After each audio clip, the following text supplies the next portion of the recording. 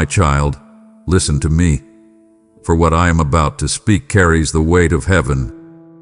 Today, I bring you news that will shift the ground beneath your feet. This is not a casual word or something you can brush aside. I have timed this moment, chosen this hour, and placed these words before you because they are meant for you. Now, you've been searching for confirmation, for a sign, for proof that I still see you. And here it is. I am asking you, stay with me until the very end of this message. Do not let your mind wander. Do not let distractions steal what I have prepared. Every line you hear will carry a piece of what I am building in you today. If you step away, you may miss the very sentence that would have unlocked the breakthrough you've been praying for. Listen like your next step depends on it, because it does. I am not sending you this word to entertain you, but to equip you, to warn you, to lift you, and to set you on a path that will change everything. What I am about to reveal will not only answer questions you've been too tired to ask out loud, but it will also expose lies that have been holding you back. This is more than good news. It is heaven's direct intervention in your story. And I will hold you accountable for what you hear today. If you choose to receive it, you will see doors open where there were only walls. If you ignore it, you will forfeit a moment I designed just for you. So stay. Lean in. Hear me to the end. For before this message is finished, you will know, without a shadow of doubt, that I have spoken, and I have spoken to you. My beloved child, I need you to stop what you're doing and be here with me for this moment. Not later, not when it feels convenient, not when the noise dies down. Right now.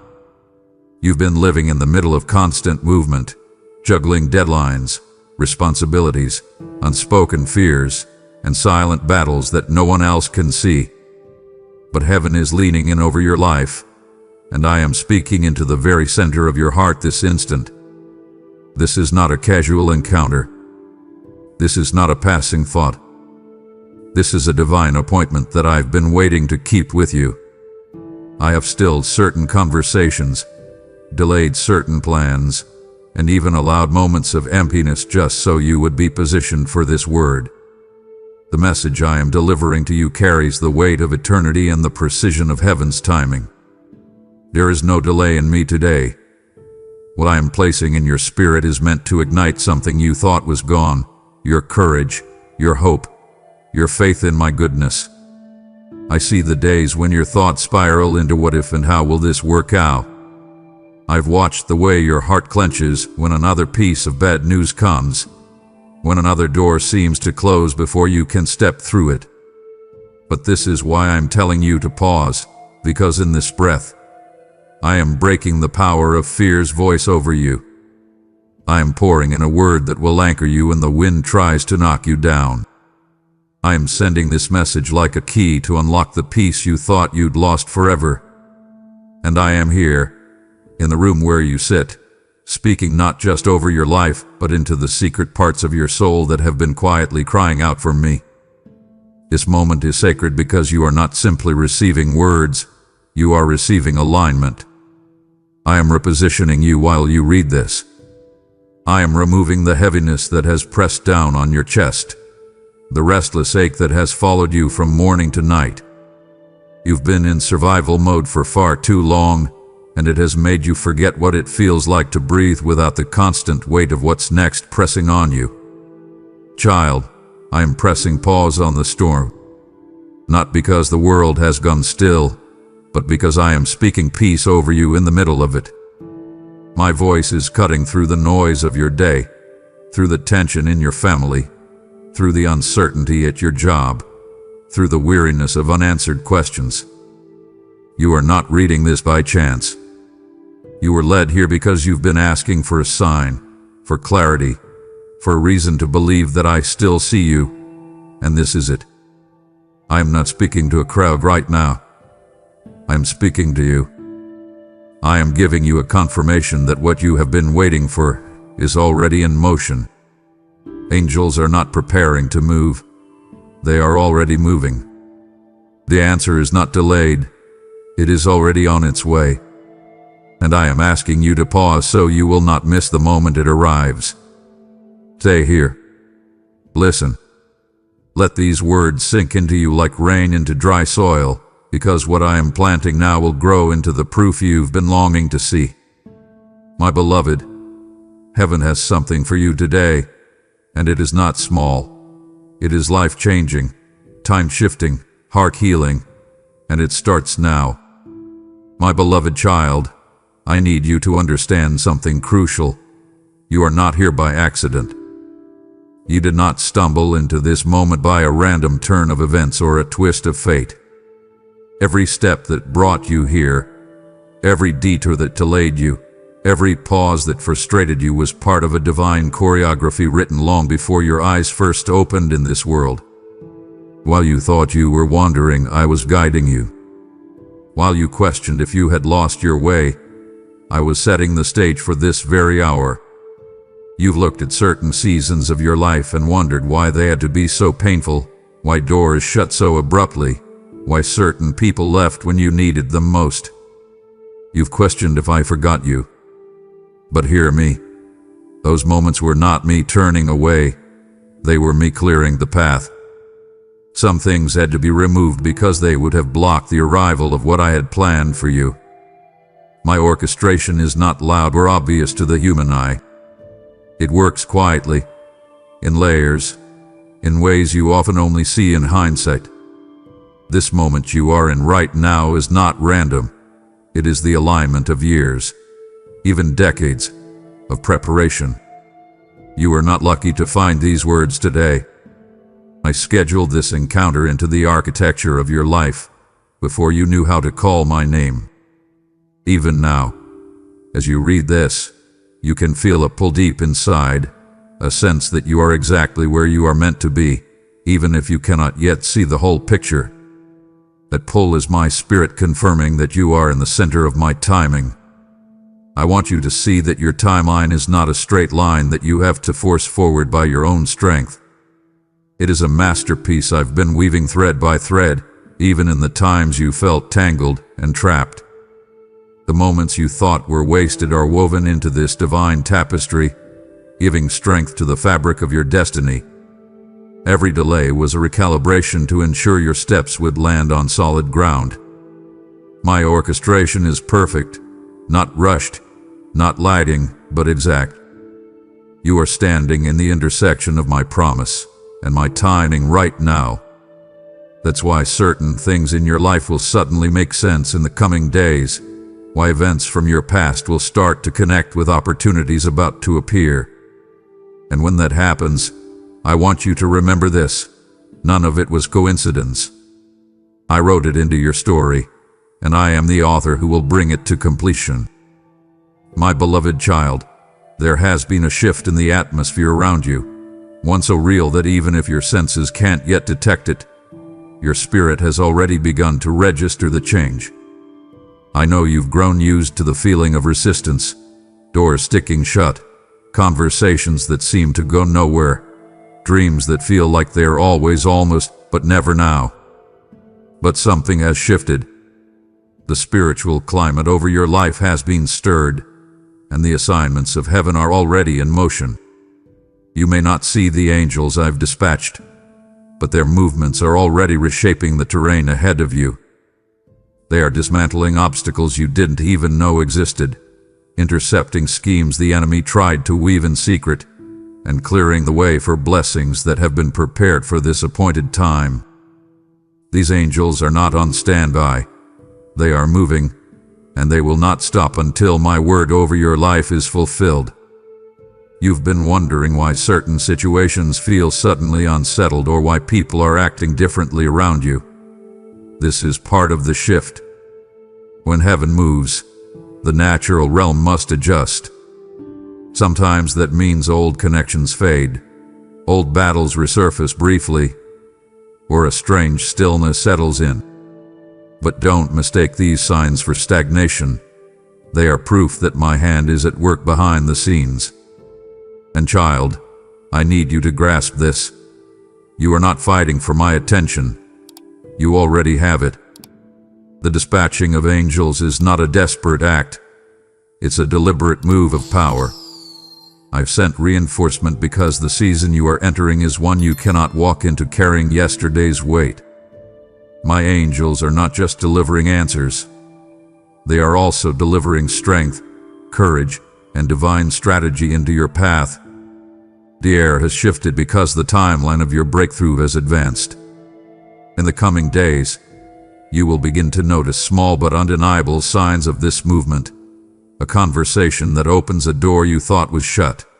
A sudden favor that cannot be explained. A weight lifting from your heart without warning. These are the footprints of the angels I've sent for you. Even now, they are standing guard around you, ensuring that nothing and no one can derail what I've set in motion. This is why you felt a strange urgency in your spirit lately. It's the echo of heaven's marching steps in your direction. And I promise you, the shift will not stop here. It will only grow stronger until the promise in my heart for you stands fully before your eyes. My beloved child, you've whispered into the darkness, wondering if your words dissolved into the night air. You've prayed with trembling hands, feeling the weight of unanswered hopes pressing down on your chest. And in those moments, you've questioned, sometimes quietly, sometimes with a tear in your voice, if I even heard you. I need you to know, with a certainty that no doubt can erode, that I did not just hear you. I move it. The very instant your heart cried out, I responded.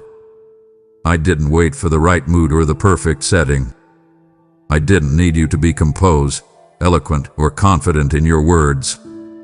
Your cry, raw and unfiltered, reached me like an alarm bell, and I acted.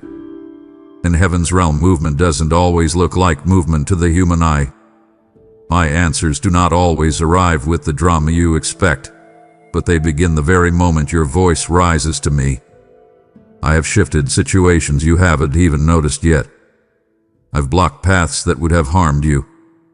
I've rearranged events that are still weeks or months ahead in your timeline, all to align them with my good plan for you.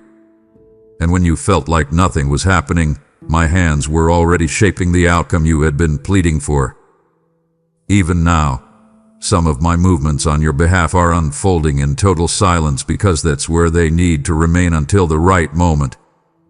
If I unveiled everything too soon, the enemy would rush to interfere. People with wrong motives might step in to take credit, or your heart could be overwhelmed with the weight of what's coming. So yes, I heard you the first time. And yes, I've been moving ever since. That conversation you had last week that seemed unimportant, I orchestrated it. That closed door that made you feel overlooked, I sealed it for your protection. The sudden clarity you felt about a decision you'd been wrestling with, that was me whispering the next step. You've never prayed into a void. You've been speaking into the ear of a God who leans close. So let this be the end of your wondering. You are heard. You are seen. And you are not waiting for me to start moving. I already have. My beloved, I know the long stretch of days when heaven seemed quiet has felt like an unending winter. You sat in rooms where the air felt heavy with stillness, and you've questioned whether you somehow missed my voice. You've wondered if perhaps you misheard me in the past, or if I had quietly moved on to answer the cries of others instead. But I am telling you now, the season of silence is ending. This isn't just a hopeful thought. It's a declaration from my throne. I have been moving in stealth, planting seeds in places you could not see, working in the shadows where no one could interfere. And now, the first signs of spring are breaking through. The answers you've been waiting for are not just on their way. They are already in motion. Even as you sit here, pieces are sliding into place. Conversations are aligning. Opportunities are being prepared. The wheels of heaven's plan for your life have been turning, and they are picking up speed. The stillness was not abandonment, it was incubation. The silence was not neglect, it was the space required for the roots of my promise to grow deep and unshakable. You will begin to notice shifts, subtle at first but undeniable in their impact. A sudden phone call, a meeting that feels divinely timed, a door swinging open that you never even knocked on. These will not be random. They will be the visible evidence of what I have already set in motion. I want you to live with your eyes open now, not in anxious searching but in confident expectation. The enemy will try to convince you that you are imagining these changes, that they are too small to matter. But I tell you this, small shifts open the way for great breakthroughs.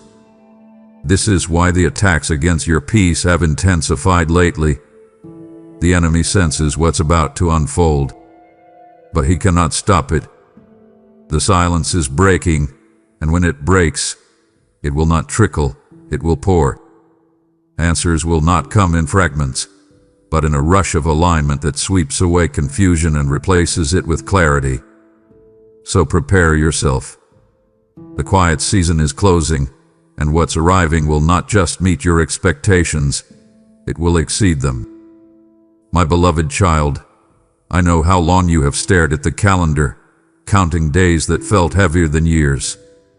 You have measured progress by slow inches, felt the sting of opportunity slipping through your fingers, and wondered if perhaps my promise had gotten lost somewhere between heaven and earth. I've watched you compare your timeline to others, telling yourself, maybe I misheard. Maybe it's not for me after all.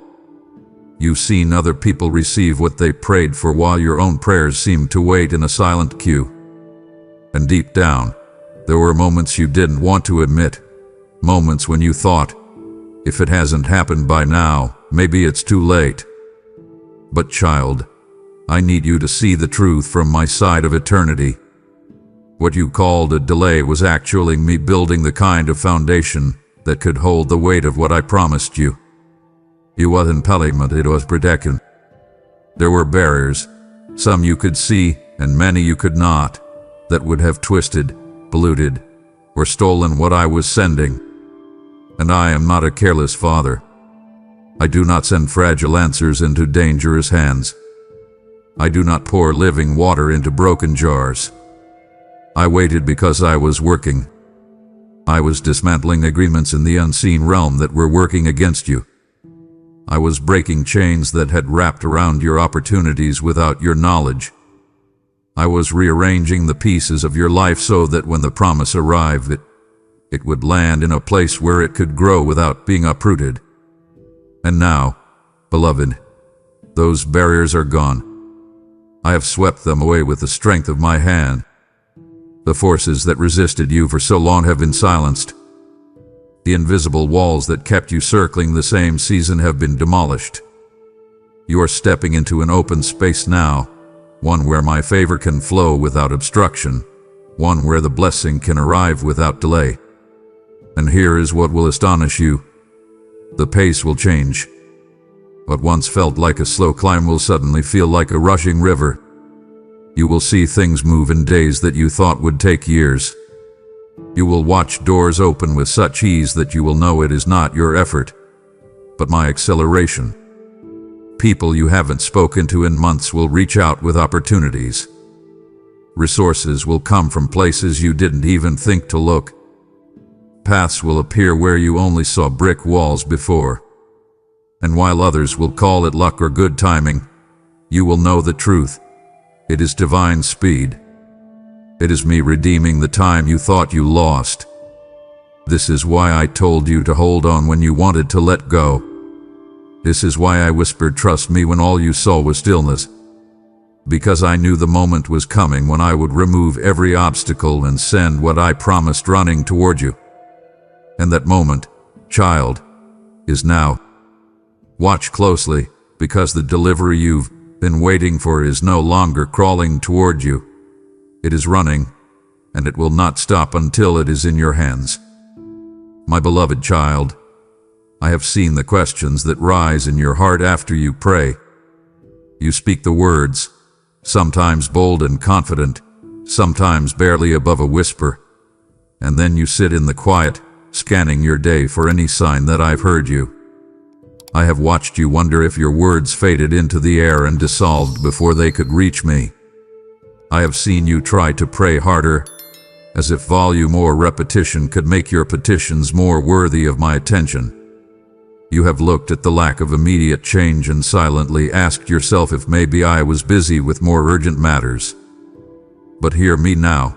There has never been a single prayer, not one, that has failed to reach me.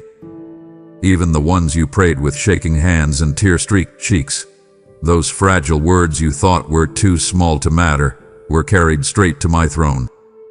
They were not ignored. They were not misplaced. They were not stored away to be dealt with later. The moment your heart turned toward me, your voice was heard in the courts of heaven. You may measure my response by the speed of earthly change, but I measure it by the fullness of the outcome I have planned.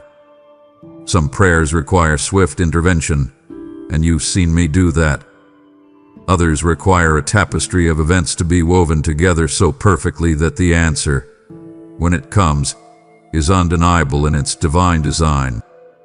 And while you've been wondering if your petitions were lost in the dark, I've been shaping the kind of answer that will not just meet your request, but overflow into blessings you didn't even know to ask for. You see, prayer is not about sending words into the sky and hoping they find me. Prayer is a direct exchange between you and me, and nothing in all creation can block it. When you speak to me, even in the smallest whisper, I lean in. Your prayers do not vanish into silence. They light up the atmosphere around my throne.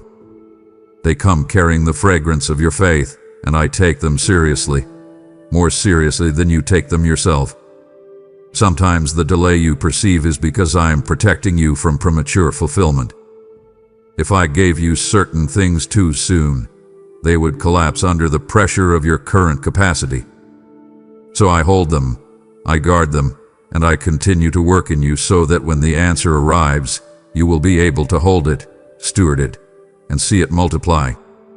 And child, know this, even the prayers you've forgotten you prayed are still active before me. Words you spoke years ago, thinking they were unanswered or irrelevant now, are still alive in my presence. They are seeds in the soil of your destiny, and they are growing even now beneath the surface. One day soon, you will look around and realize you are walking inside the answer to a prayer you had completely let go of. And in that moment, you will know that nothing you have ever said to me was wasted, not a single word. My beloved child, I have watched you carry a weight that didn't match the size of your day. Simple tasks felt like mountains. A short email felt like a verdict. The quiet of evening sounded louder than a crowd. You wondered why a normal week came with abnormal pressure, why you were suddenly bumping into misunderstandings at work, why small family tensions turned sharp without warning, why your sleep grew thin while your thoughts grew thick. Hear me. This heaviness has not been proof that you are failing.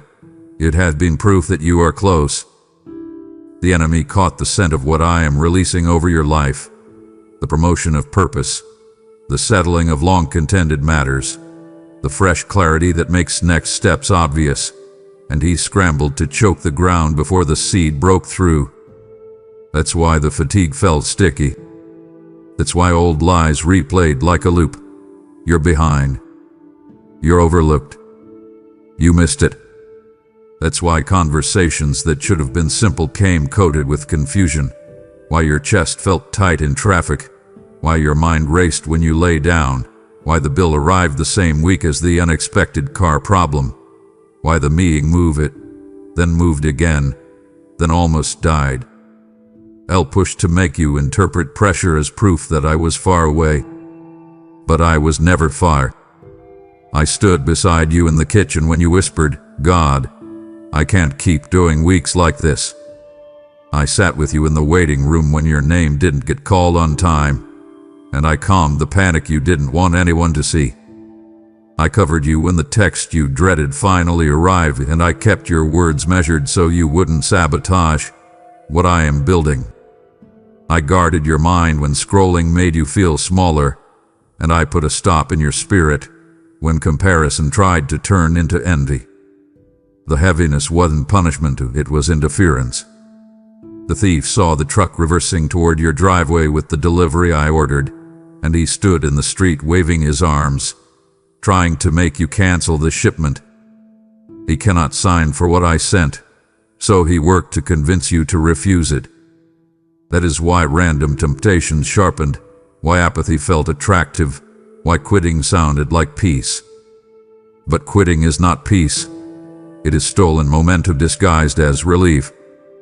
Child, I am telling you the truth about your week so you stop accusing yourself for a war you did not start.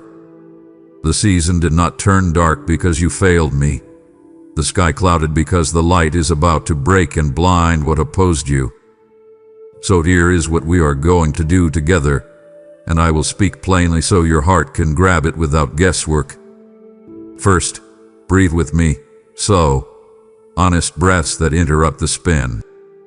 Put your hand over your chest and say my name, not as a formula, but as a friend, Jesus. When you do, you are not summoning a distant king.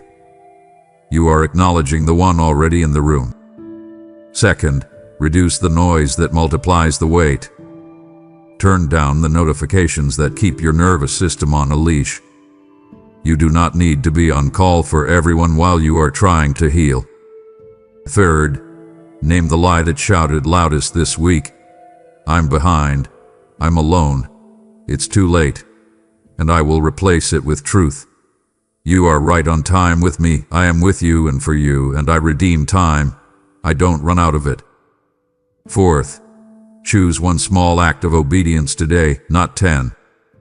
Send the email. Schedule the appointment. Put the application in. Open the Bible to the chapter you've been avoiding because you feared conviction. You will find comfort and strategy there. Fifth, stop rehearsing catastrophes. The enemy sells fear through previews of a movie he never gets to release. I hold the rights to your story. Sixth, let me assign you help. Reach out to the one friend who tells you the truth without shaming you. Isolation thickens heaviness. Conversation thins it. Seventh, consecrate your rest. Put your phone down 30 minutes before bed and invite me to shepherd your sleep. I give rest as a weapon, not a luxury. While you sleep, angels I've dispatched continue their work, cutting cords, closing counterfeit doors, protecting appointments you haven't seen yet.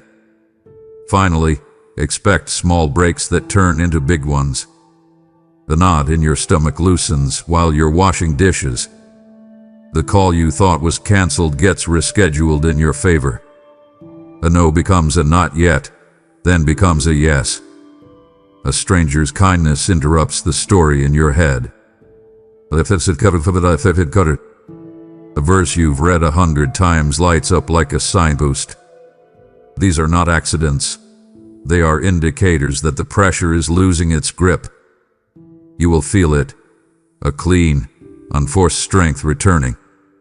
You'll laugh at something simple and realize your joy still works. You'll notice the same workload feels lighter because I am carrying it with you. This is how the heaviness breaks, not always with thunder, often with faithful steps that refuse to stop. Keep walking with me. You are closer than you think, safer than you feel, and stronger than the weak suggested. The enemy fought hard to make you quit because he cannot stop what I am releasing. He can only try to stop you from being there to receive it. You will be there. I will see to it. My beloved child, I watched you in those private moments no one else could see. The ones where your spirit felt threadbare and your resolve thin enough to tear.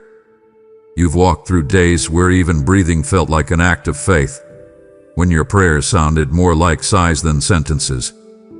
I saw you sit in the driver's seat for an extra 10 minutes because you didn't have the strength to walk into that building yet.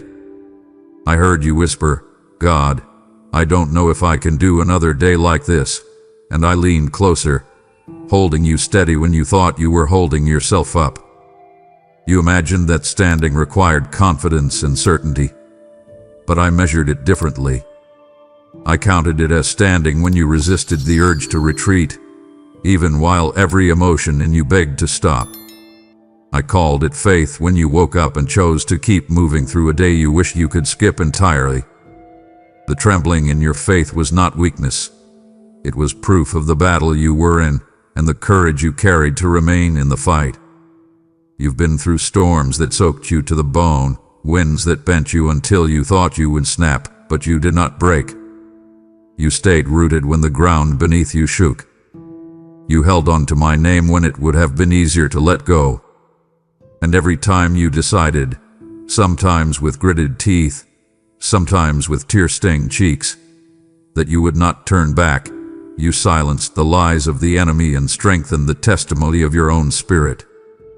You think you barely survived, but from my view, you were victorious every time you chose to stay. Do you understand what happens in the unseen when one of my children stands like you did? The enemy's plans collapse. His accusations lose their grip. Your endurance sends ripples through the spiritual realm, declaring that I am worth trusting, even when the evidence looks thin. When you stood, you declared to hell itself that my promises still held more weight than your circumstances. That kind of declaration is not small. It is the roar of a lion in the spirit, shaking the ground beneath your adversary's feet. This is why I am honoring your endurance. I am not just going to restore what you lost in the fight. I am going to reward the fight itself. I will make your stability a signpost for others who feel they cannot make it. They will look at you and see living proof that faith can outlast fear. And the strength you've gained in this standing season will carry into every future step. The same knees that shook will soon walk boldly into rooms you once felt unqualified for. The faith that trembled will soon speak words with authority you didn't know you had. Child, I am lifting the heaviness that tried to keep you bowed down, and I am replacing it with a fresh mantle of confidence. Confidence in me, confidence in what I've placed in you. When you see the blessings begin to unfold, remember this: they are not just the result of my promise. They are the reward of your perseverance. You stayed, and because you stayed, you will see my salvation in ways that will leave you in awe. This is not just the end of a season. It's the beginning of a chapter where your testimony will speak louder than your trials ever did. My beloved child, I know there have been seasons where you looked around and saw no evidence that anything was shifting. You prayed, you worked, you waited, but it seemed like life stayed still. Your days felt predictable, your dreams felt stalled, and the excitement you once carried for the future began to dim. You even wondered if I had gone quiet, if perhaps I had moved on to someone else's story while yours sat unopened on the shelf. But hear me now. While you thought nothing was happening, I was building. I was not idle. I was not distracted. I was working in layers, constructing a foundation deep enough to hold the weight of what I am bringing into your life. The work I do beneath the surface is the most essential, because if I built too quickly without securing the ground, the structure of your blessing would crack under pressure. You only saw stillness, but I saw soil being broken, roots spreading strong, pillars being set into place. You couldn't see the beams I was reinforcing or the supports I was installing in your spirit, the character, resilience, and wisdom that you would need for the next season. You didn't realize that every no was a load-bearing wall protecting you from collapse. Every delay was concrete setting firm beneath your feet. Every closed door was insulation keeping you safe from storms you couldn't yet see. While you felt forgotten, I was securing you for the future I have already seen in full. And now, child, the time for visible building has come. The work beneath the surface is ready to support the structures I am about to raise in your life. You will begin to see opportunities stack quickly, relationships form with unusual ease, and resources arrive without strain. You will realize that what felt like wasted years were actually the years I was pouring strength into the unseen parts of you. I made sure your identity in me was strong enough to resist the pull of pride. I taught you to hear my voice so clearly that no counterfeit could lure you away. I allowed you to endure seasons of discipline so you would know how to steward abundance. This is why you can stand unshaken now, because the foundation is unshakable. Soon, when you step into the rooms I am opening, you will not feel out of place or underprepared. You will know that you belong because you were built for it. Every tear you shed while waiting became part of the cement holding your future together. And when the walls of your blessing rise high, and others marvel at how steady it all looks, you will know the truth. It is steady because it was built in the quiet seasons, the hidden seasons, the seasons where you thought nothing was happening but everything was. My child, if this good news has stirred hope in you, then let it flow through you into another life. Every super thanks, every membership, every seed sown through the PayPal link in the description, it becomes a stream of living water, carrying my word into deserts you may never see. You've prayed, Lord, use me, and this is how I answer you now. Each act of giving is not a transaction. It is a prophetic act, planting light where darkness has claimed the land. I said, give, and it will be given to you, and I will cause your seed to return multiplied, in peace, in favor, in open doors no man can shut. This is a moment of obedience that will echo in eternity. Act now, partner with me, and watch me move in ways that take your breath away.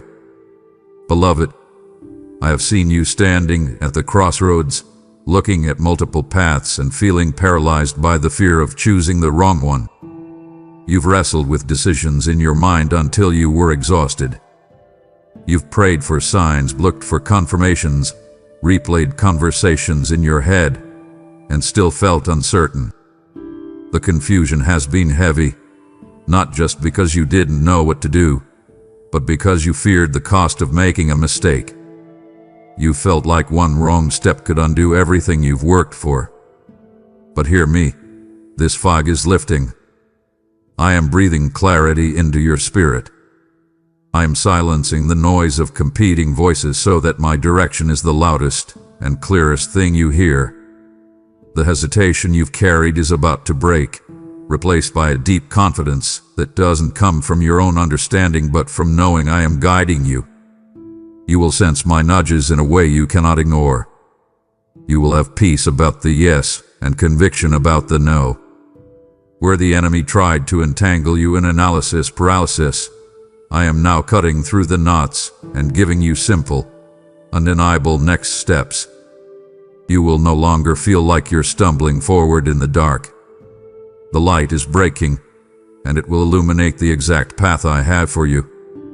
And child, this clarity will not just tell you where to go, it will show you why you are going there. The steps I am about to reveal will make sense in the context of the promises I have spoken over you. I am aligning your inner peace with external confirmation so that every move you make feels both natural and supernatural. Opportunities that used to leave you unsure will now feel obviously right, or obviously wrong. Relationships that once felt complicated will become clear in their purpose, or their lack of it. You will not waste energy chasing distractions, because you will see them for what they are. And when you take these next steps, doors will open without you forcing them, and closed doors will no longer frustrate you. They will confirm that you are on the right path. I am not a God of confusion, and I will not let you live in it any longer. This is the season where you will walk with purpose, speak with authority, and move with the kind of confidence that only comes from knowing your steps are ordered by me. My beloved child, you have spent seasons knocking, waiting, trying keys that didn't seem to fit. You've approached doors that looked promising, only to have them close inches from your face. You've asked yourself if the problem was your timing, your ability, or perhaps even your worth. There were moments when the sound of a door shutting felt like the echo of rejection, as if I had stepped away. But I want you to understand something that will rewrite how you see those moments. Those doors closed because I knew what was behind them, and I knew they were not for you. Not yet. Not in that way. Not at that time. I have been protecting you from stepping into rooms that looked safe but were laced with compromise, distraction, or harm. And now, the season has shifted. The door that I am opening before you now is not like those other doors. This one has been crafted for you from the beginning of time. It does not swing on the hinges of human approval or political convenience. It is secured in my will, and because of that, no person, no power, no opposition can close it. Even if doubt rises in your mind, even if fear makes you hesitate, this door will remain open until you walk through. I am making sure you cannot miss it.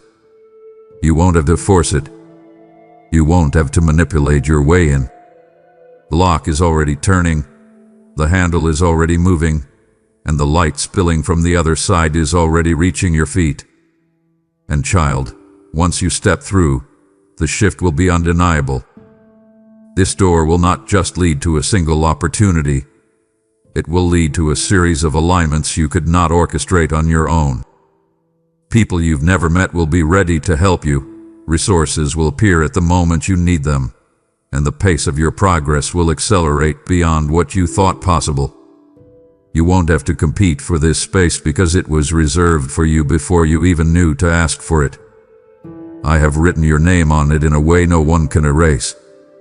And I want you to carry this truth into the room. You belong here because I placed you here. You are not an intruder in this opportunity. You are the intended occupant. This is why I have trained you, refined you, and prepared you in seasons where no one was watching. The preparation was for this open door, and because I have opened it, the only thing left for you to do is walk through with faith, confidence, and the awareness that this is not just a door, it is a divine gateway into the next chapter of your calling. Beloved, I know there are years of your life that feel like blank pages, seasons you can barely speak about without feeling the ache of regret or the sting of loss. There were times when opportunities slipped away before you could grasp them, when relationships you poured into drained you instead of filling you, when the path you were on seemed to vanish under your feet. You've looked back and felt the weight of what could have been, wondering how much further you'd be if those years had been different. But hear me now. I am the God who redeems time. I am not bound by the clock you watch or the calendar you keep. What was stolen from you, whether it was stolen by circumstances, by people, by your own mistakes, or by the enemy's interference, I have already set in motion to restore. And I am not just returning what was lost in equal measure. I'm multiplying it. When I restore, I do not simply rewind to the place where you left off. I advance you beyond it. This means the years you thought were wasted will actually accelerate you forward. What the enemy meant to deplete you will become the very reason your blessing will overflow, because I will make up for it in ways that leave no doubt it was my hand at work. And child, you will see the proof of this restoration in tangible ways. Doors will open in areas where you once faced repeated rejection. Finances that were drained will be replenished with increase. Relationships that were broken will be healed, or replaced with ones far healthier and more aligned with your purpose. The confidence you lost in those seasons will return, not as fragile optimism but as unshakable faith built on seeing me redeem what you thought was beyond repair. The return will be so great that you will stop looking at those lost years with sorrow and start seeing them as part of the testimony I am writing in your life. You will be able to say with full conviction, I didn't just get back what I lost, I gained more than I ever imagined. The enemy will regret touching your life because every place he attacked will become a place of abundant blessing. And when you tell your story, people will not just hear about your loss, they will see your restoration, standing in front of them as living proof that I am a God who gives back more than was taken. My beloved child, you have walked through enough relationships to know that not every voice in your life is for your good. You've experienced the sting of misplaced trust, the friend who turned distant when you succeeded, the colleague who applauded you in public but quietly undermined you in private, the relative who used your vulnerability as ammunition. These moments have left you cautious, even skeptical, about letting new people in. But I want you to hear me clearly. The isolation you felt was never meant to be permanent. It was a season of protection. I had to pull you back from certain connections to guard your heart while I prepared the ones I'm about to send. The people I am bringing into your life now are not here to compete with you, control you, or drain you. They are here to cover you, to intercede for you, to speak life over you when you forget how to speak it over yourself. They will celebrate your victories without envy and walk with you through valleys without abandoning you. I have been working behind the scenes, aligning paths so that when you meet them, the connection will be instant and undeniable, not based on convenience but on covenant. These are people who will not just help you carry the weight of your calling, but who will multiply your capacity to walk in it. And child, you will know them by the peace they bring. The right people will not make you feel smaller to make themselves comfortable. They will not demand you dim your light. Instead, they will make more room for it to shine. You will find that your conversations with them are not filled with gossip or comparison, but with ideas, faith, and vision. You will notice that your spirit feels lighter after being with them, not heavier. These relationships will be mutual, where you pour into them, and they pour into you, creating a rhythm of encouragement that strengthens both sides. I am sending people who will see the treasure in you and treat it as sacred. Some will mentor you, pouring decades of wisdom into your journey. Others will walk beside you as peers, sharpening your gifts through shared mission. Still others will come under your covering, and you will watch them flourish because of the atmosphere you create together. These are not temporary acquaintances. They are destiny connections, and their arrival is a sign that you are stepping into a new chapter where isolation is replaced with alignment. Cherish them, invest in them, and together you will accomplish far more than you could alone. Beloved, I have seen the wars you fought when no one else was watching, the sleepless nights where you wrestled with fear, the prayers you prayed in whispers so quiet that even you could barely hear them, the internal struggles that never made it into conversation because you didn't have the strength to explain them.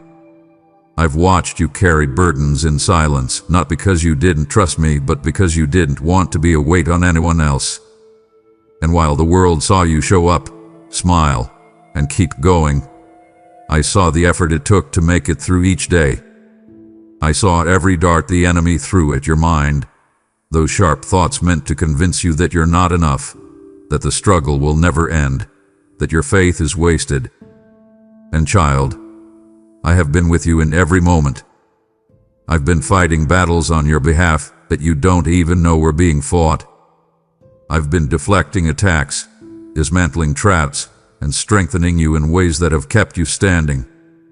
The season you are entering now is one where the outcome of these hidden battles will no longer be hidden. The victories I am releasing will be seen, acknowledged, and undeniable, not to prove your worth to others, but to demonstrate my faithfulness in your life. And when these victories come, they will speak for themselves. The very area where you felt most attacked will become the place of your greatest testimony. What was once your private struggle will become your public platform. People will ask how you overcame, and your answer will point them straight to me.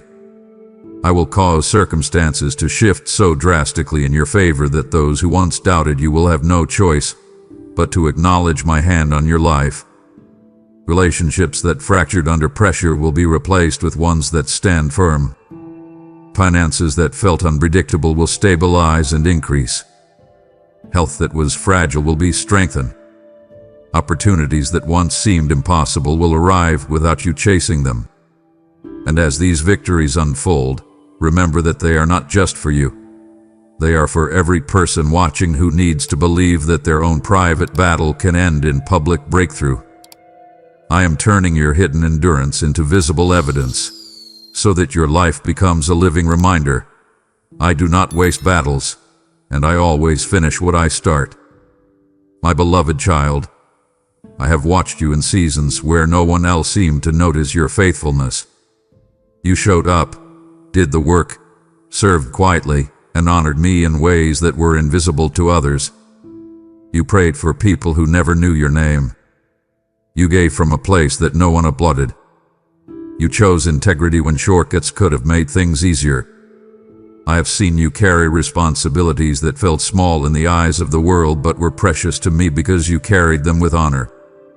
Those quiet decisions, those unseen sacrifices, those moments where you obeyed without an audience, they have been recorded in heaven as proof of your trustworthiness.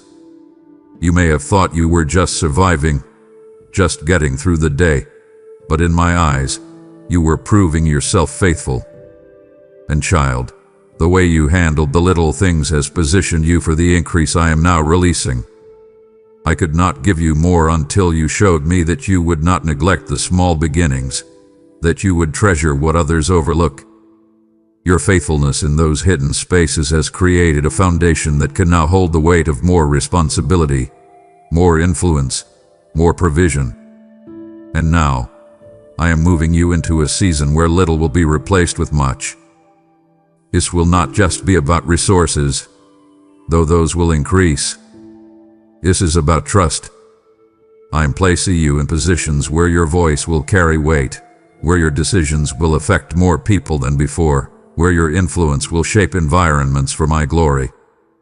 The opportunities I am giving you will not be to feed your ego but to expand your impact.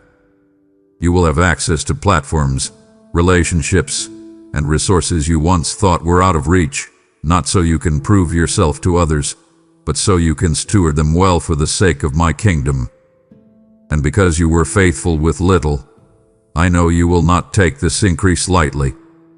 You will handle it with the same diligence you showed when no one was watching. You will not waste it. You will not exploit it. You will multiply it. This is my reward for your quiet obedience, and it will be evident to all who see you that promotion did not come from man. It came from me. Beloved, I know there are chapters of your story that still sting when you remember them. Times when you felt burned by betrayal, abandoned in your need, or stripped of the very things you thought you couldn't live without. You've carried the ashes of those moments, sometimes hidden in your heart where no one else can see, sometimes spilling into your thoughts at the most unexpected times. You've asked me why certain losses had to happen, why certain seasons ended the way they did, why I didn't intervene in the way you imagined. And while I have been with you in every moment of that pain, I am now stepping in to do something new, something only I can do. I am taking those ashes, the remains of what was, and I am trading them for beauty. This is not about pretending the fire never happened. It is about transforming the evidence of destruction into proof of restoration. The scars will remain, but they will no longer speak of defeat. They will speak of survival, of redemption, of my power to make all things new. And child, this beauty I am giving you will not be fragile or fleeting. It will not be a thin layer of comfort that washes away at the first sign of trouble. This beauty will be woven into the very fabric of your identity. Where there was shame, I will clothe you in honor. Where there was grief, I will crown you with joy. Where there was loss, I will fill you with abundance, not just materially, but emotionally and spiritually. You will begin to see your past differently, not as a chain holding you back, but as the soil from which something extraordinary has grown. And when others ask how you managed to come through the fire, you will be able to point to the beauty in your life now and say, "Only God could do this." Your testimony will carry weight because it will be undeniable. I am not just restoring you to where you were before the loss. I am elevating you to a place you could not have reached without walking through it. This is the divine exchange, and it will change not only how you see your past, but how you walk into your future. My beloved child, I have watched you fight for peace as if it were something easily lost. You've tried to hold on to it with clenched hands, only to feel it slip away when circumstances shifted or when a single word from someone sent your thoughts spiraling. You've tasted moments of calm, but they felt temporary, like a fragile glass that could shatter at the slightest bump. You've walked into rooms with your heart steady, only to leave feeling unsettled because the atmosphere around you was heavy with tension. And I know you've wondered if lasting peace was even possible in a world this unstable. Hear me now. The peace I am giving you in this season is not the fragile kind the world offers. It is not dependent on perfect circumstances, cooperative people, or an easy schedule. The peace I am placing in you is the kind that anchors ships in violent seas, that holds buildings steady in strong winds, that keeps your spirit rooted when everything around you tries to pull it loose. This peace is my gift to you, and it will not be taken away, not by sudden bad news, not by shifting opinions, not by the storms that will still come. And child, this peace is more than a feeling. It is a power. It will not just help you survive storms, it will help you command them. When the enemy tries to stir chaos around you, this peace will act as a shield, blocking the panic that used to take over. You will notice that conversations which once provoked anxiety will now roll off you without settling in your spirit. Situations that would have kept you up at night will now meet you sleeping soundly. Even when you face genuine challenges, you will feel a steady voice inside you saying, "I am still here, and I am still in control." This kind of peace changes how you speak, how you decide, and how you lead others. People will begin to notice, asking why you aren't shaken, and you will have the joy of telling them it's because you know the one who calms storms from the inside out. This peace will free you to live boldly because you will no longer be making decisions from a place of fear or reaction. You will be moving from a place of stability. And the best part, this peace will stay with you, not just in quiet seasons, but in every future storm, proving to you again and again that I am your anchor, and I will never let go. Beloved, I am about to place you in spaces that you didn't think you would ever enter, not because you sought them out aggressively, but because I am sending you there on assignment. These places might look ordinary from the outside, a workplace meeting, a community gathering, a conversation with a neighbor, even a casual encounter in a public place. But I have chosen these spaces carefully, and I am positioning you there with purpose. You carry something that shifts atmospheres, not because of loud declarations or forceful speeches, but because of the quiet weight of my presence within you. Sometimes the most profound changes happen without the room even realizing it, and I will use you in this way. You will step into situations where tension has been brewing, and simply by your presence, the atmosphere will begin to settle. Conversations will take a more honest and compassionate turn because you are there. Decisions will be made with more wisdom because of the insight you share. People who were resistant to hope will begin to open up, not because you pressured them, but because the peace and authority you carry disarm them. And child, this influence will not always be recognized publicly, and that is by design. There will be times when the people you impact most never even connect their change of heart to your presence, but I will know, and heaven will record it. You will see the fruit of your influence in the way relationships improve, in the way conflicts resolve, in the way opportunities for good suddenly open. You will be my ambassador in rooms where my name is rarely spoken, but where my kingdom work is still advancing. And because your influence is rooted in me, it will endure. You will never need to manipulate your way into these spaces or prove your worth once you're there. I will have already prepared the way and confirmed your place.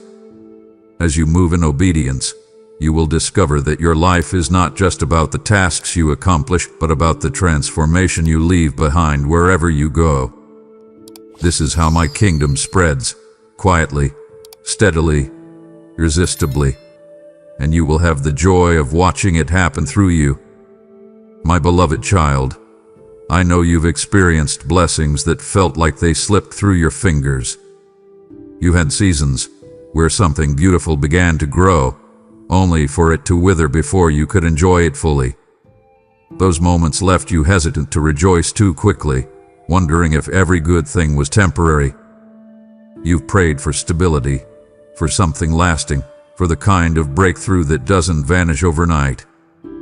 Hear me. The season you are entering now is not one of fleeting moments, but of sustained provision. What I am placing in your hands now will not be here one day and gone the next. It will be upheld by my own strength. You will not have to work yourself into exhaustion to keep it. You will not live in fear that it will crumble if you look away for a moment. This is not a blessing that depends on your constant striving. It is a blessing that will be protected, reinforced, and nourished by my power. Just as I have been faithful to bring it to you, I will be faithful to keep it for you. The doors I am opening, the opportunities I am sending, the relationships I am establishing, these are not fragile. They are rooted in my will, and nothing rooted in me can be easily uprooted. And child, I will even go further. I am not only sustaining what I place in your hands, I am strengthening it over time.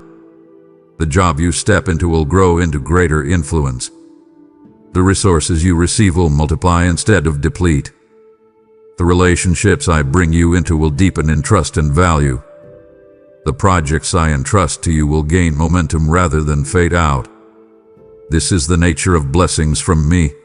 They grow, they endure, they increase. I am teaching you to rest in the assurance that you don't have to cling in fear. You can hold with joy. Every day you will see fresh signs that my hand is still on it, still guiding it, still enlarging it. And when you look back months or years from now, you will realize that the blessing didn't just remain. It became even more than you first imagined. This is what it means for me to be your source. I don't just give and walk away. I stay. I protect. I nurture. And I ensure that what I've placed in your life is not just a momentary gift, but an enduring testimony of my faithfulness. Beloved, you have heard my good news for you today. Now become the messenger who carries it further. When you gave through super thanks, when you join in membership, when you sow through the PayPal link in the description, you're not funding a platform. You are fueling a rescue mission for souls. You've asked for a way to be part of my work, and here it is. Every seed you sow becomes oil on the fire of my word, spreading light faster than the darkness can react. I am the Lord of the harvest, and I promise you, what you sow in faith today will be multiplied, not just in your life, but in the lives of those who receive hope because you obeyed. This moment is holy. Don't delay. Click, give, and walk in step with me as I release blessing over your house, your work, and your future. Beloved, I have seen how tired you have been, not just in your body, but in your spirit. The last season took more from you than you expected. It drained your energy, clouded your vision, and at times made you question whether you had anything left to give. There were mornings when you woke up already feeling behind, already wondering how you'd make it through the day. And yet, in the midst of all that, you kept moving. You didn't stop showing up. You didn't stop believing, even if your faith was down to a whisper. Now, I want you to notice something. The strength you feel returning is not an accident. This is not just a momentary boost to help you get back to normal. No, child, this is me pouring into you for what's ahead. I am building your endurance, sharpening your discernment, and renewing your energy because there is a greater assignment waiting for you. You will not go into it weary or half-prepared. You will enter it full, ready, and equipped. And child, when this assignment begins, you will understand why the last season required so much stripping away. I had to remove certain distractions, prune certain attachments, and even slow you down so you could recover in the right way. What is coming will require focus, clarity, and a strength that goes beyond what you have known before. This is why I am rebuilding you from the inside out, not just your physical stamina, but your emotional resilience and your spiritual authority.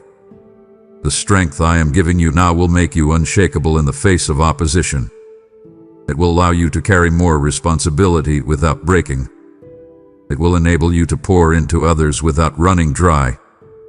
You will find yourself stepping into roles that once intimidated you and handling them with grace and confidence. You will move through challenges with the steady assurance that I have already equipped you for them. This is more than recovery. It is positioning. It is preparation. And when you step fully into what I have for you next, you will know without question that the strength you're walking in came from me. My beloved child, I know exactly where it still hurts. I know the moments you replay when no one is around, the wound that sometimes feels fresh no matter how much time has passed. I've seen the way certain word, certain places, certain memory can bring tears to your eyes without warning. The enemy has tried to convince you that this part of your story is only a source of shame or sorrow, that it's the chapter best kept hidden, locked away where no one can see. But I am telling you now, this will not remain your place of pain. I am already working to transform it into the most powerful part of your testimony. The very thing that tried to break you will become the platform from which you will declare my faithfulness.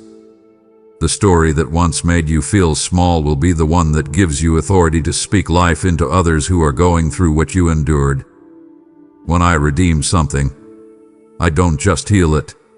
I turn it into a weapon against the very darkness that caused it. You will watch as what the enemy meant for evil becomes the tool I use to set others free. And child, you will be amazed at how this transformation changes you. No longer will you approach that memory with heaviness, you will approach it with gratitude, because you will see how I carried you when you thought you couldn't go on. You will see how I was present in every tear, every sleepless night, every moment of doubt. This testimony will not just be words, it will be living proof. People will see the strength, joy, and peace you now walk in, and they will know it could only have come from me.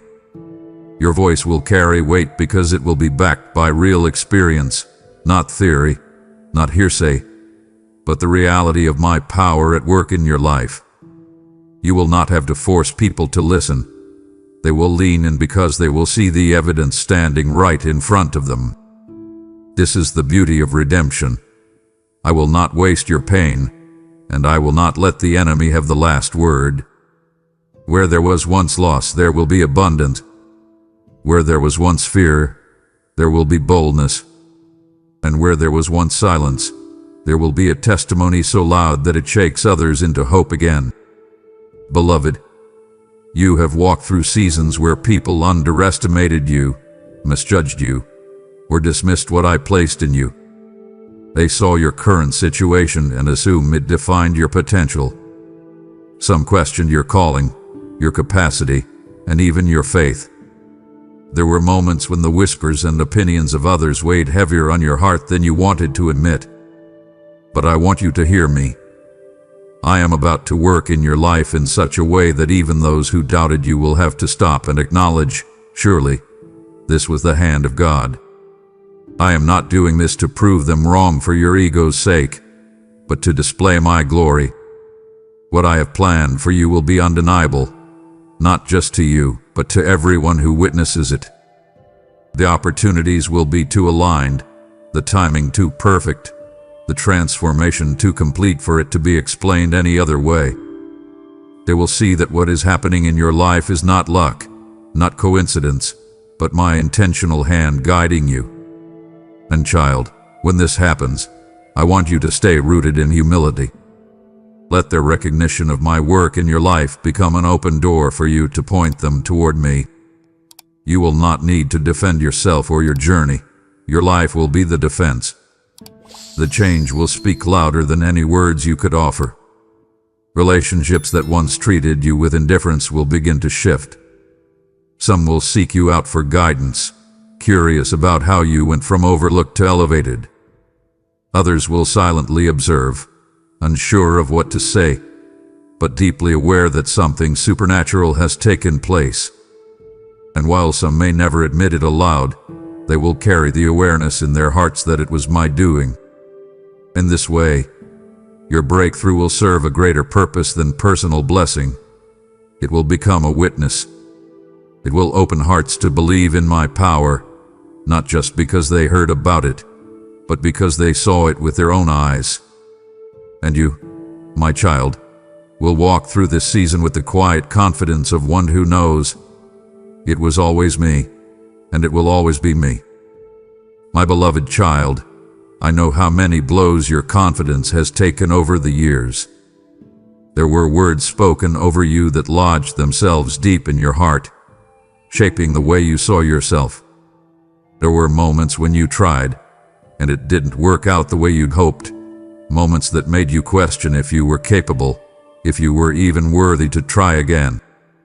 Disappointments have a way of chipping away at confidence slowly, quietly, until one day you realize you're hesitant to take even the steps you know you're called to take. But hear me clearly.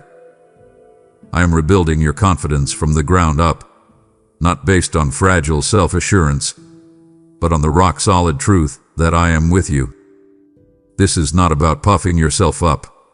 It is about remembering that my spirit lives inside you, and where I am, there is no defeat. Your worth is not determined by past failures or the opinions of others. It is anchored in my love for you. I am pulling out the roots of insecurity that have tangled themselves around your identity and planting you in the soil of truth. You will walk differently when you know you are backed by my presence. And child, as this confidence returns, you will notice your voice changing. You will speak with greater clarity, without the constant second-guessing that used to steal your momentum. You will find yourself making decisions with a peace you have not felt in years. Not because you know every detail, but because you trust the one who does. Opportunities that once intimidated you will now excite you, because you will approach them knowing you are not walking in alone. I will give you a steady assurance that will not be shaken by sudden changes or unexpected challenges. Even in moments where you still feel nervous, my presence will whisper to you, you are not on your own in this. And when others see this renewed confidence in you, they will sense that it is different. It's not pride, not arrogance, but a deep awareness that you are moving in step with me. This is the kind of confidence that draws others in, because it is rooted in peace and authenticity. This is the confidence I am giving you now, and it will not fade. It will grow stronger with every step you take in faith.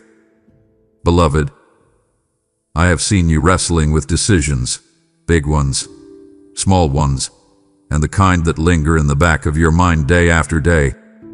You've carried the weight of wondering if you're making the right move, and it's left you tired in ways that rest alone cannot fix. Indecision can be a quiet thief, draining your energy and robbing your peace one small hesitation at a time. You've tried to analyze every angle, to gather every piece of information, hoping that would make the choice easier. Yet the more you thought about it, the heavier it's felt. But I am lifting that weight from you. I am giving you clarity, not the kind that leaves room for constant second-guessing, but the kind that feels like the sun breaking through clouds after a long, gray season. You will not have to strain to hear me. My direction will come with a peace that stands firm even if the path ahead looks unfamiliar. This clarity will simplify what has felt complicated and will bring order to places where confusion once reigned. And child, when this clarity comes, it will feel like breathing deeply after holding your breath for too long. You will no longer feel pulled in multiple directions. You will know which commitments to say yes to, and which ones to release without guilt. You will have the courage to let go of opportunities that look good on the surface but are not aligned with where I am taking you. And you will have the confidence to step into the ones I have prepared for you, even if they stretch you beyond your comfort zone. This clarity will not just be about single decisions. It will set a new rhythm for your life. You will find that your mind is lighter, your prayers are bolder, and your steps are more decisive. People around you will notice the shift and may even come to you for guidance, sensing that you carry a perspective they can trust. And when they ask, you will point them to me, because you will know this clarity did not come from your own effort. It came from walking closely with the one who knows the end from the beginning. My beloved child, you have been through seasons where nothing seemed to connect, where your efforts felt scattered, where the opportunities in front of you didn't line up with the desires I placed in your heart. You've tried to make sense of the timing, wondering if you missed something, wondering if you should have taken another path. You've prayed for signs, for confirmation, for some kind of assurance that you are still on the right track. I have heard those prayers, and I have been moving in ways you could not see, quietly, deliberately, aligning circumstances so that they will converge at the exact moment they need to. I am putting the right people in place, ranging the right resources, opening the right doors, and even closing others that would distract or derail you. None of this is random. None of this is coincidence. This is precision. And when the pieces begin to fit together, it will be so seamless that you will have no choice but to acknowledge this could only be God. And child, when that alignment happens, it will bring a clarity and momentum you've never experienced before. Things that once felt like a struggle will start to flow naturally. Delays will turn into divine timing, and what once felt like a detour will reveal itself as preparation. You will see how even the seasons you thought were wasted were actually part of the alignment, shaping your character, sharpening your skills, preparing your heart. This alignment will not be fragile or temporary. It will be the foundation for the next chapter of your life. And when you step into it, you will move with confidence, not because you know every detail, but because you will recognize my signature all over it. You will find yourself in the right place, at the right time, with the right people, and you will know that this is not luck, not coincidence, but the fulfillment of prayers you prayed in both faith and desperation. I am aligning all things for your good, and the day you see it clearly will be the day your faith rises to a whole new level. Beloved, I know there are battles you have faced not just once, but over and over. It has felt like a cycle, progress followed by setback, victory followed by another fight in the same area.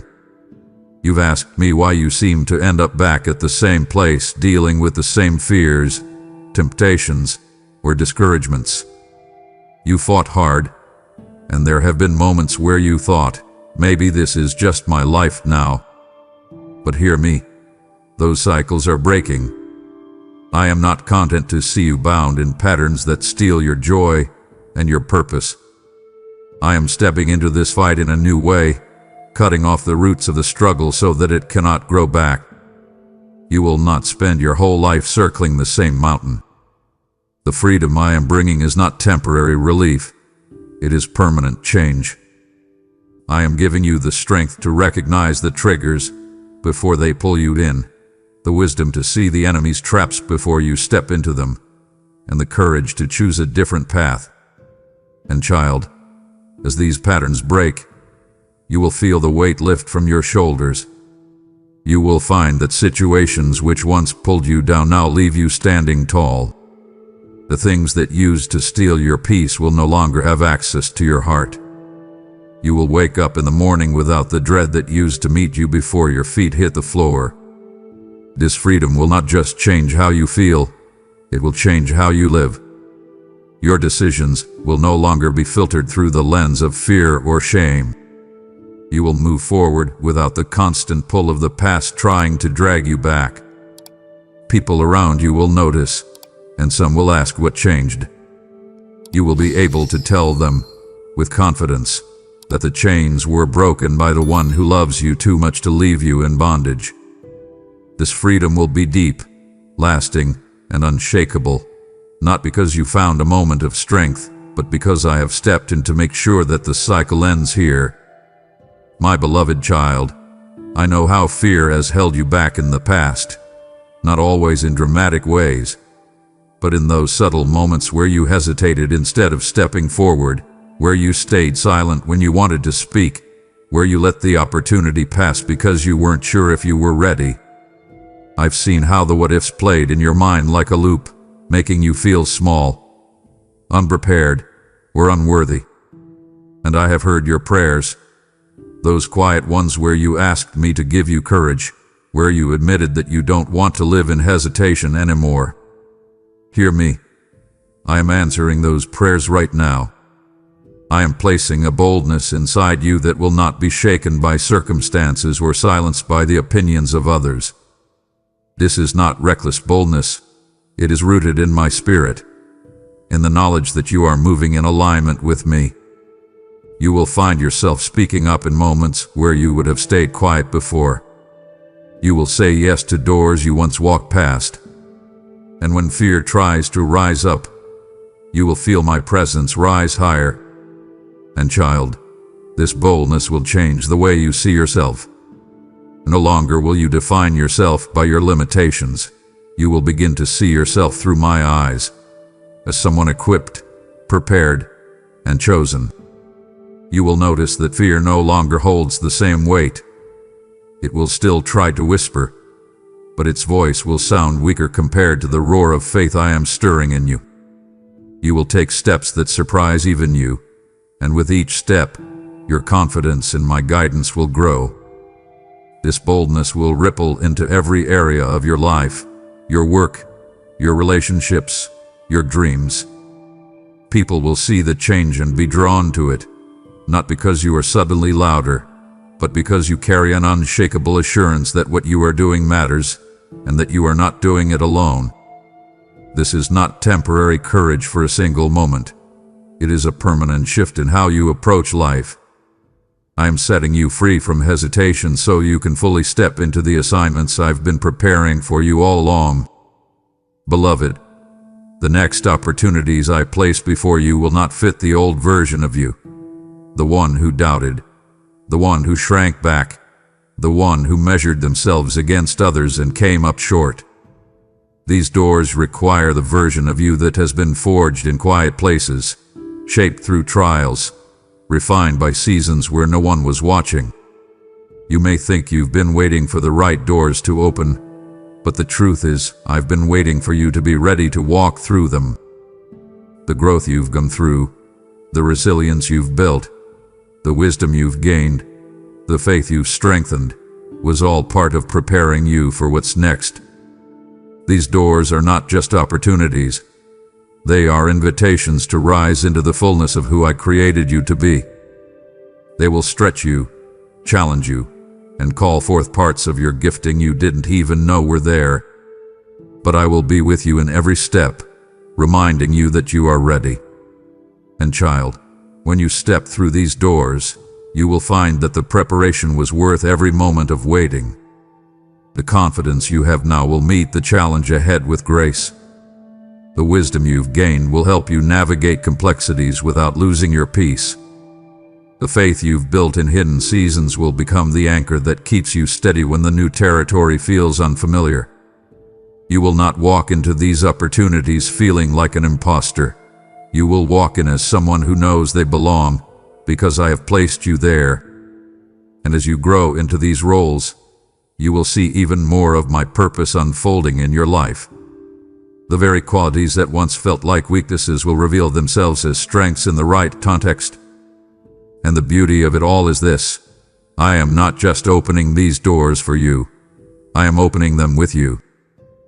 This is a partnership, a journey we will walk together, and every step you take will lead you deeper into the destiny I have written for you.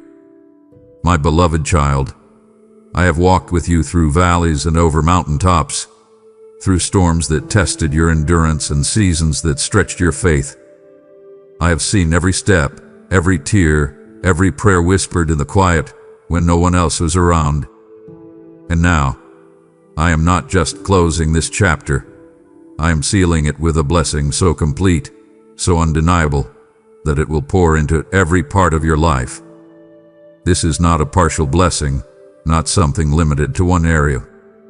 No, this is an overflow blessing, one that touches your relationships, your work, your health, your peace, and your joy.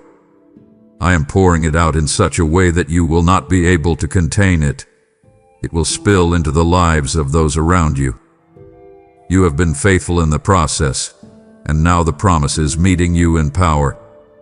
You will look at your life and see the fingerprints of my goodness everywhere, from the smallest details to the largest breakthroughs. And you will know that I have done this, not because you earned it, but because I delight in blessing my children. And child, this blessing is not just about abundance, it's about stability. I am setting you in a place where the ground beneath you will no longer shift unexpectedly. You will not live waiting for the other shoe to drop. You will live in the assurance that what I have given you is meant to last. Your joy will no longer feel fragile. Your peace will no longer be something you fight for daily. It will be the air you breathe. I'm aligning resources, people, and opportunities in ways that will multiply what I've placed in your hands.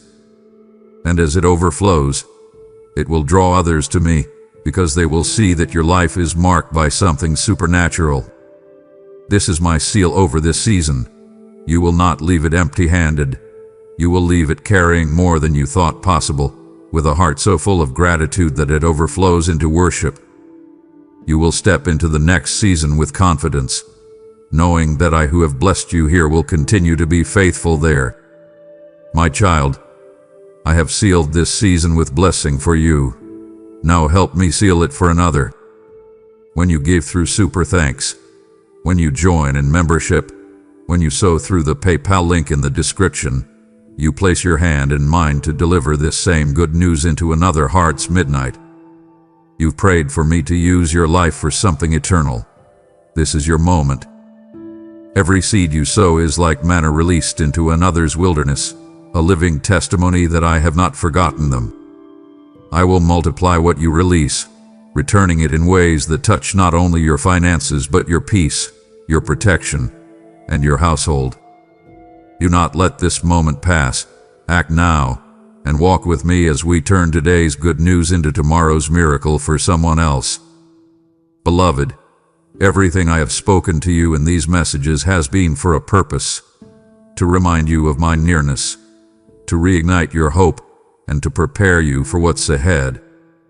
None of these words were random. Each one was a seed, planted deep in the soil of your spirit. And seeds, when planted, do not remain seeds. They grow. Even now, as you've listened and taken these truths into your heart, something has shifted. Faith has risen. Peace has settled. Vision has sharpened. You may not see the full harvest yet, but you will. I am already at work, orchestrating events, aligning opportunities, and stirring boldness within you to step forward. I am taking the promises I have spoken over you and weaving them into the days ahead, so that you will walk into fulfillment without fear or hesitation. This is not the end of our conversation. It is the start of a deeper journey together. I will keep speaking, keep guiding, keep strengthening you as we move forward. And child, I want you to hold on to this truth. Nothing I have spoken will return empty. My words are alive and they accomplish what I send them to do.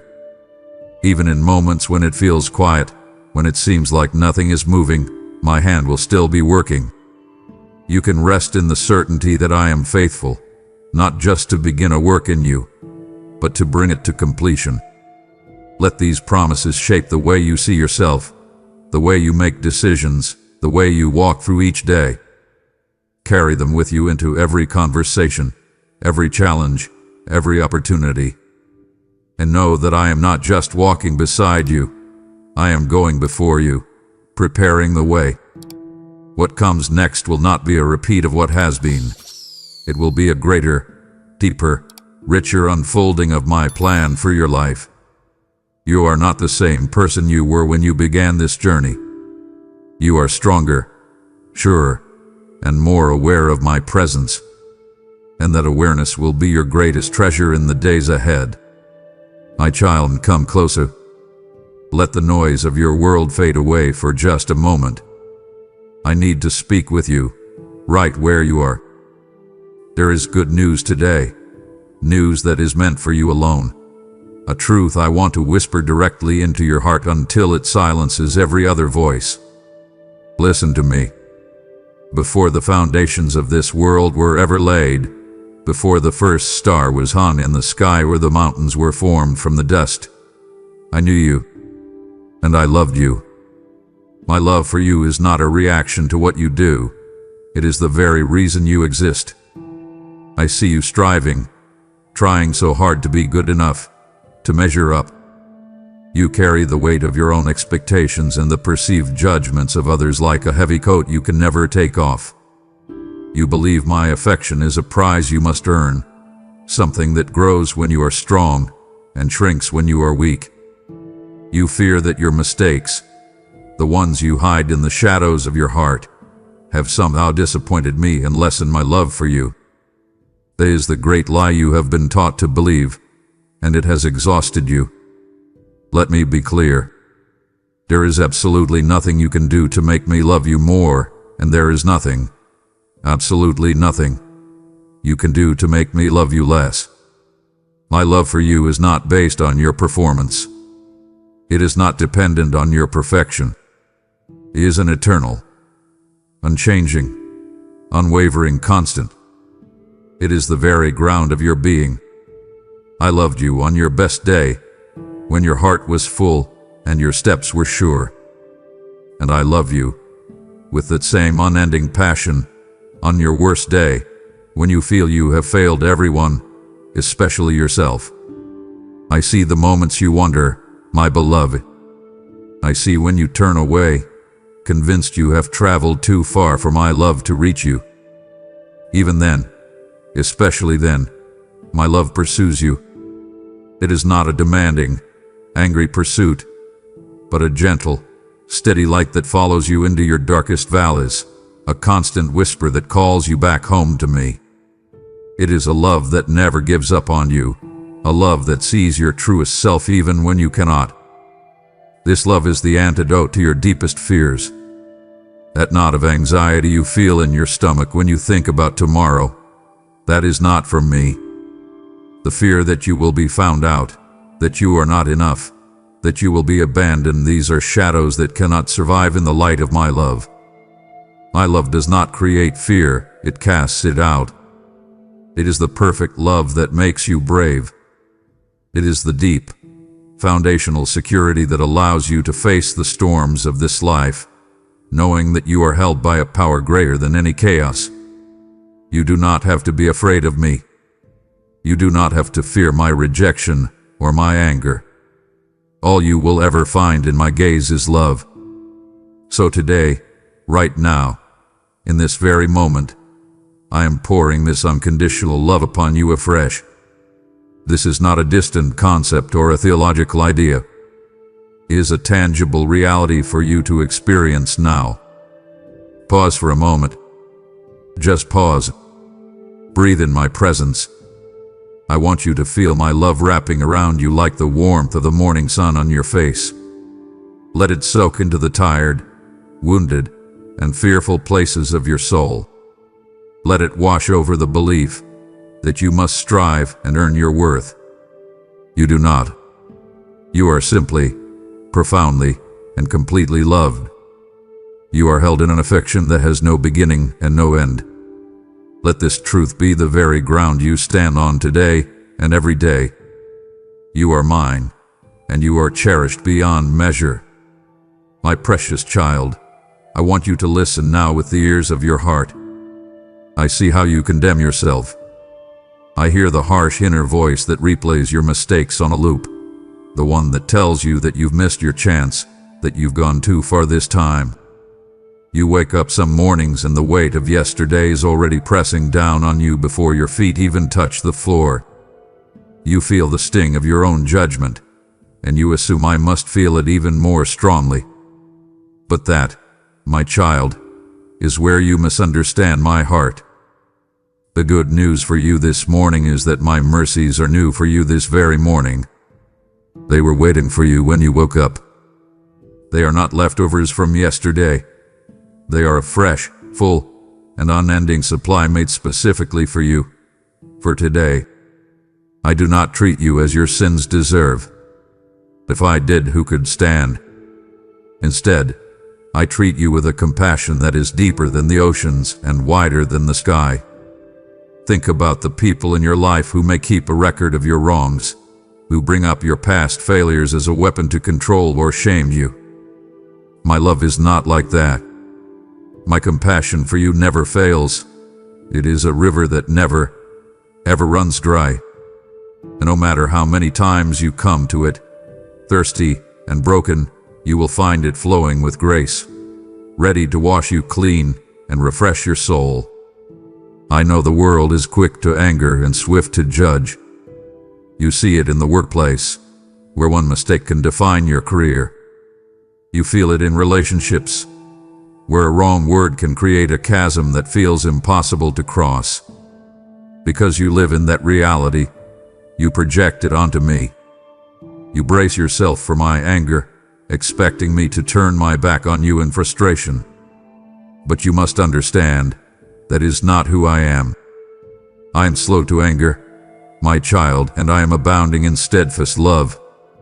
My nature is not one of irritation, but of profound, patient, and enduring affection for you. When you finally stop running and turn to me, you will not find a furious judge. You will find a loving father, your father, with arms open wide, not to punish, but to embrace you. When you cry out to me, even when your voice is choked with shame, and you can barely form the words, I listen with a merciful ear. I lean in close. Your weakest cry is a deafening sound in heaven, and it moves my heart to its very core. I do not hear your sin. I hear your sorrow. I do not see your failure. I see your need for a Savior.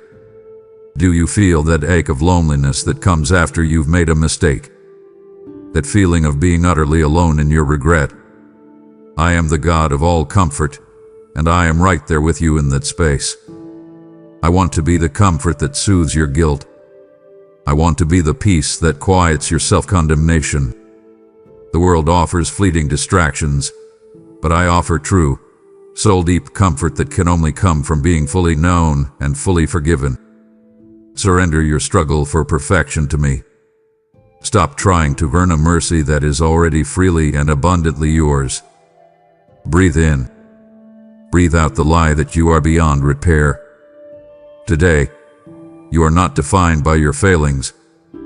You are defined by my mercy. It is your shield, your comfort, and your constant companion. It flows for you now, a relentless stream of grace in the desert of your fears. Receive it. Live in it. Let it change you from the inside out, for you are my child, and my mercy is your inheritance. My beloved, let's talk about that weight you are still carrying. The guilt from your past.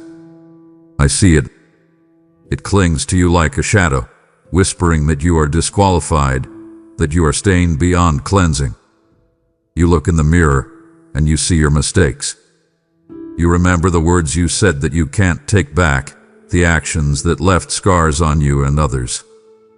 You live with a secret fear that one day, everyone will see you for who you really are, and that I will finally cast you aside. This burden is crushing you. It is stealing your joy, paralyzing your spirit, and keeping you from walking in the fullness of the life I have for you. But the good news, the most glorious news, is that the price for all of it, every single sin, every hidden shame, every deep regret, has been paid in full by the sacrifice of my Son, Jesus. That is not just a nice religious idea. It is the foundational truth of all reality. The debt you owed was infinite, a chasm you could never cross. But on that cross, Jesus took the full weight of your sin upon himself. He paid a debt he did not owe because you owed a debt you could not pay. It is finished. It is done. Because of this, something miraculous has happened in the heavenly realms. When I, your Father, look at you, I do not see the stain of your sin. I do not see your failures or your weaknesses. When I look at you, I see the perfect righteousness of Christ. You have been clothed in his perfection. The shadow you fear is gone, completely swallowed up by his brilliant light. Your past, which you revisit so often in your mind, has been washed clean. I have removed it from you as far as the east is from the west. Think about that. Can you find the point where east meets west? It is an infinite distance. That is how far your sin is from you now. It is gone. It is forgotten. I have chosen not to remember it, so why do you continue to build a monument to it in your heart? You are no longer condemned. Let that truth sink into your spirit. The gavel of judgment has fallen, but it has declared you not guilty. You are free. You are pardoned. The chains of guilt and condemnation that have held you captive for so long have been shattered. And this forgiveness, this incredible freedom, is a gift. It is not something you have earned or could ever earn by your works. You cannot be good enough to deserve it. You cannot perform enough religious duties to merit it. It can only be received by faith. It is as simple and as profound as opening your hands and accepting a gift from someone who loves you completely. To reject this gift is to insist on paying a debt that has already been canceled. It is to remain in a prison cell when the door has been swung wide open. So today, I am inviting you, commanding you, to walk in the freedom of this forgiveness. When the voice of accusation whispers in your ear, silence it with the truth of the cross. When feelings of shame try to drag you down, stand on the reality of your pardon. Drop the heavy chains of your past at my feet. Leave them there. Walk away from them and don't look back. You are forgiven. You are clean. You are free. This is your new reality. Live in it. My child, for so long you have let your past and your struggles define you. The world has given you labels, and you have worn them. Perhaps the label is anxious, we're failure, we're addict, we're unworthy. You have looked at your weaknesses and believed that they are the sum total of who you are. You have let other people's opinions and your own insecurities build a prison around your identity. But the good news I have for you today is a declaration of liberation that changes everything. Because of what my Son has done, you are no longer a slave to sin, but a child of the Most High God. The old identity has been crucified with Christ. It has no more power over you. Your true identity is no longer rooted in what you do or what has been done to you, but in whose you are. And you are mine. I have called you by name, you belong to me. Your name is written on the palm of my hand. I know you intimately, not as a flawed and broken person, but as my beloved child. This is not a small adjustment. It is a complete transformation. The Bible says you are a new creation. The old has gone. The new has come. Think of a caterpillar transforming into a butterfly. It doesn't just put on a costume. Its very nature is changed. That is what has happened to your spirit. You are not just a forgiven sinner, you are a new creation with a new nature and a new family. You have been adopted into my royal family. You are not a servant in my house, hoping for scraps from the table. You are a son, a daughter, with full rights and privileges. You are an heir to my kingdom and a co-heir with Christ himself. This means that everything that belongs to him also belongs to you. His authority, his victory, his righteousness, and his inheritance. This is your new status. He is secure. He is eternal. It cannot be revoked by your performance or shaken by your circumstances. I know it can be hard to live this out. The old voices and old habits die hard. The enemy of your soul will constantly try to remind you of who you used to be. He will flash your past failures before your eyes to convince you that you haven't really changed. He wants you to live like an orphan, forgotten and powerless. But you must stand firm in the truth of who I say you are. When you feel insignificant, declare that you are a child of the King. When you feel weak, remember that you are an heir to an unlimited spiritual inheritance. When you feel defined by your past, proclaim that you are a new creation. Your true identity is secure and unshakable in me. It is not fragile. It cannot be stolen or tarnished.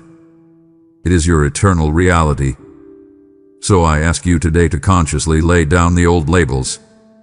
Refuse to answer to them any longer, and pick up your true identity.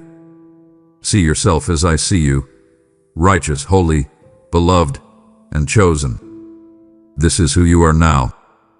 Let this truth anchor your soul and empower you to live with a boldness and confidence that comes not from yourself, but from me. My beloved, pause with me. We have laid the foundation of my love and promises, but there is so much more I long to tell you. My heart yearns to speak directly to the weariness I see in your soul and the anxiety that troubles your mind. Please do not turn away now. It would grieve me to offer you the keys to the kingdom, only for you to walk away before I show you how to unlock the door to your own peace. Stay, for the most personal part of our conversation is next. My child, I know you are looking at your circumstances, and they seem to shout a message of doubt and despair.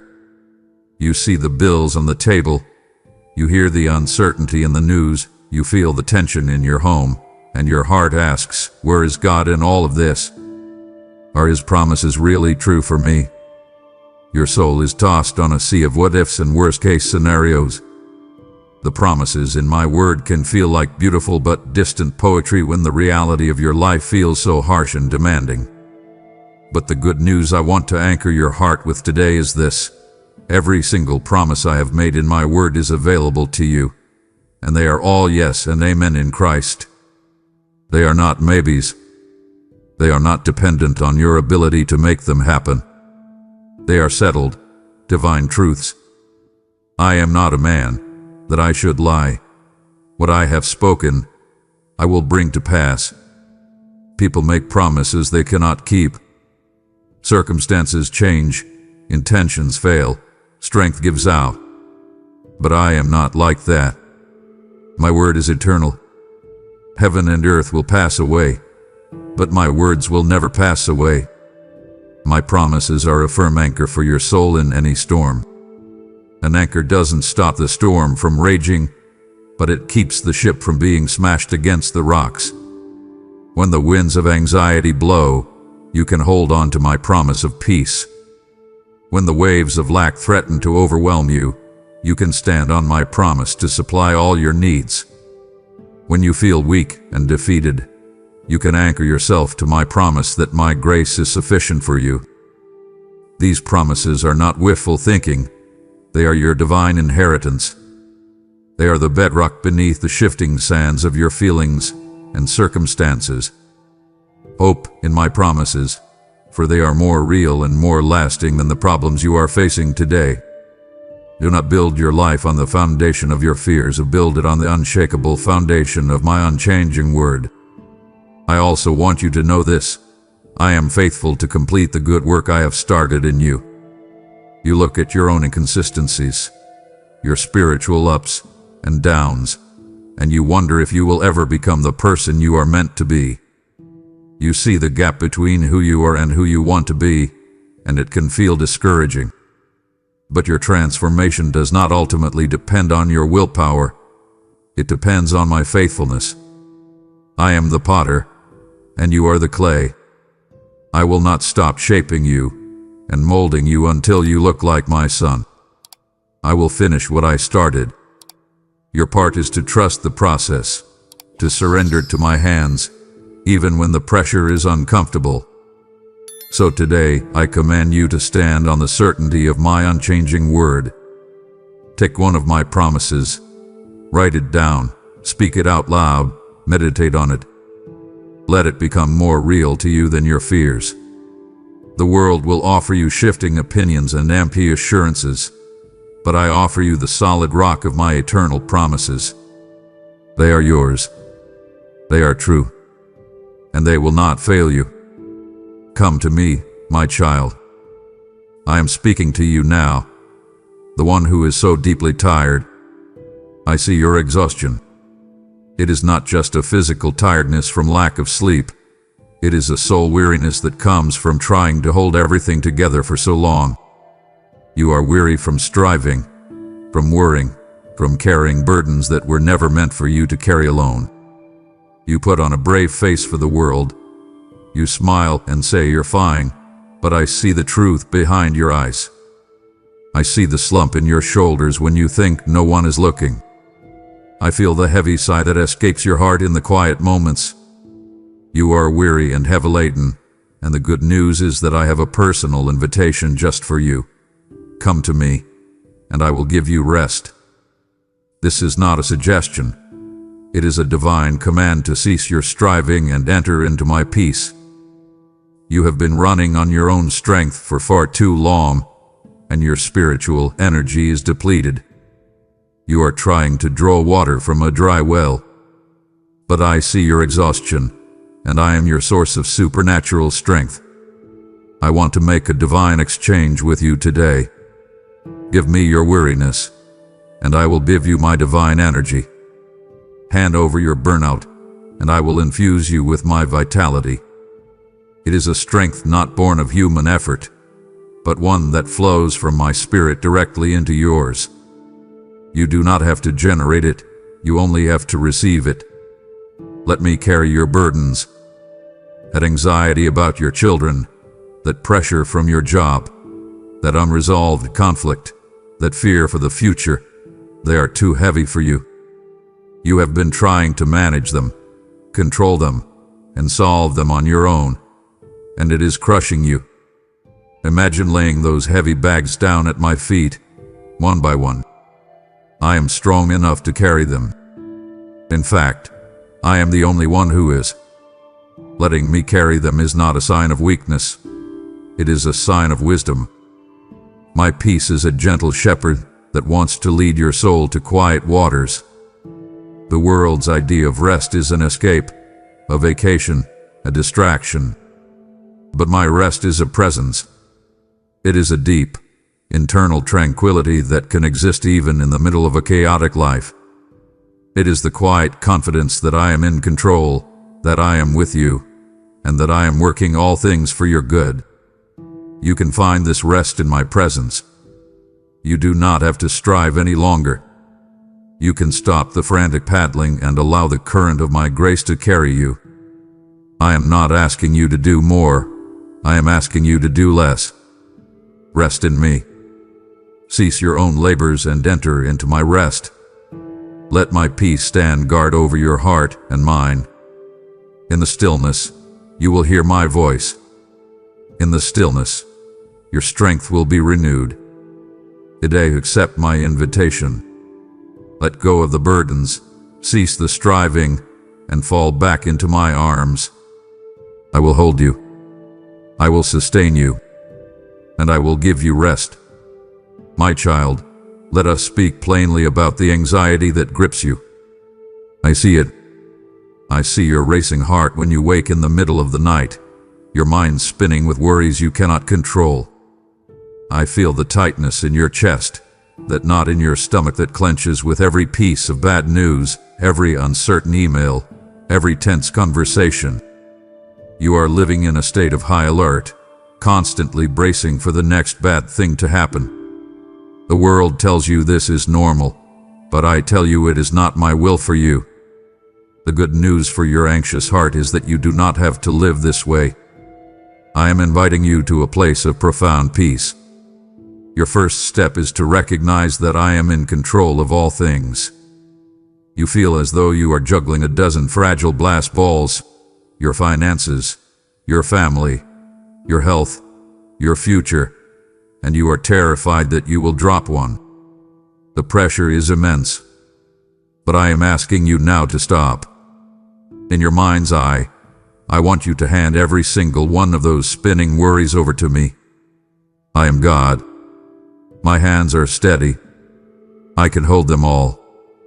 So cast every single one of your cares upon me, for I care deeply and personally for you. This is not a platitude. It is a command and an invitation. Anxiety grows in the soil of self-reliance, in the belief that you are ultimately responsible for managing every outcome. I want to uproot that belief from your heart. Casting your cares on me is an act of defiant faith. It is looking at the mountain of worry and declaring, "You are too big for me, but you are not too big for my God." I give you a peace that the world cannot give, a peace that surpasses your own understanding. The world's peace is dependent on circumstances. It only exists when things are going well. But my peace is different. It is a supernatural peace that can stand firm in your heart even when your circumstances are in chaos.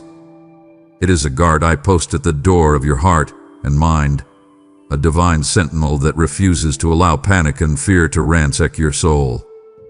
I hold your tomorrow, so you can have peace today. Your anxiety is rooted in your attempt to control a future you cannot see. Let go. I'm already there. I know what is coming, and I have already made provision for you. So here is your weapon against the onslaught of anxiety. Focus your thoughts on what is true, what is noble, what is right, what is pure, what is lovely, what is admirable. When the spiral of what if begins, you must choose to change the channel of your mind. Do not feed the fear. Starve it.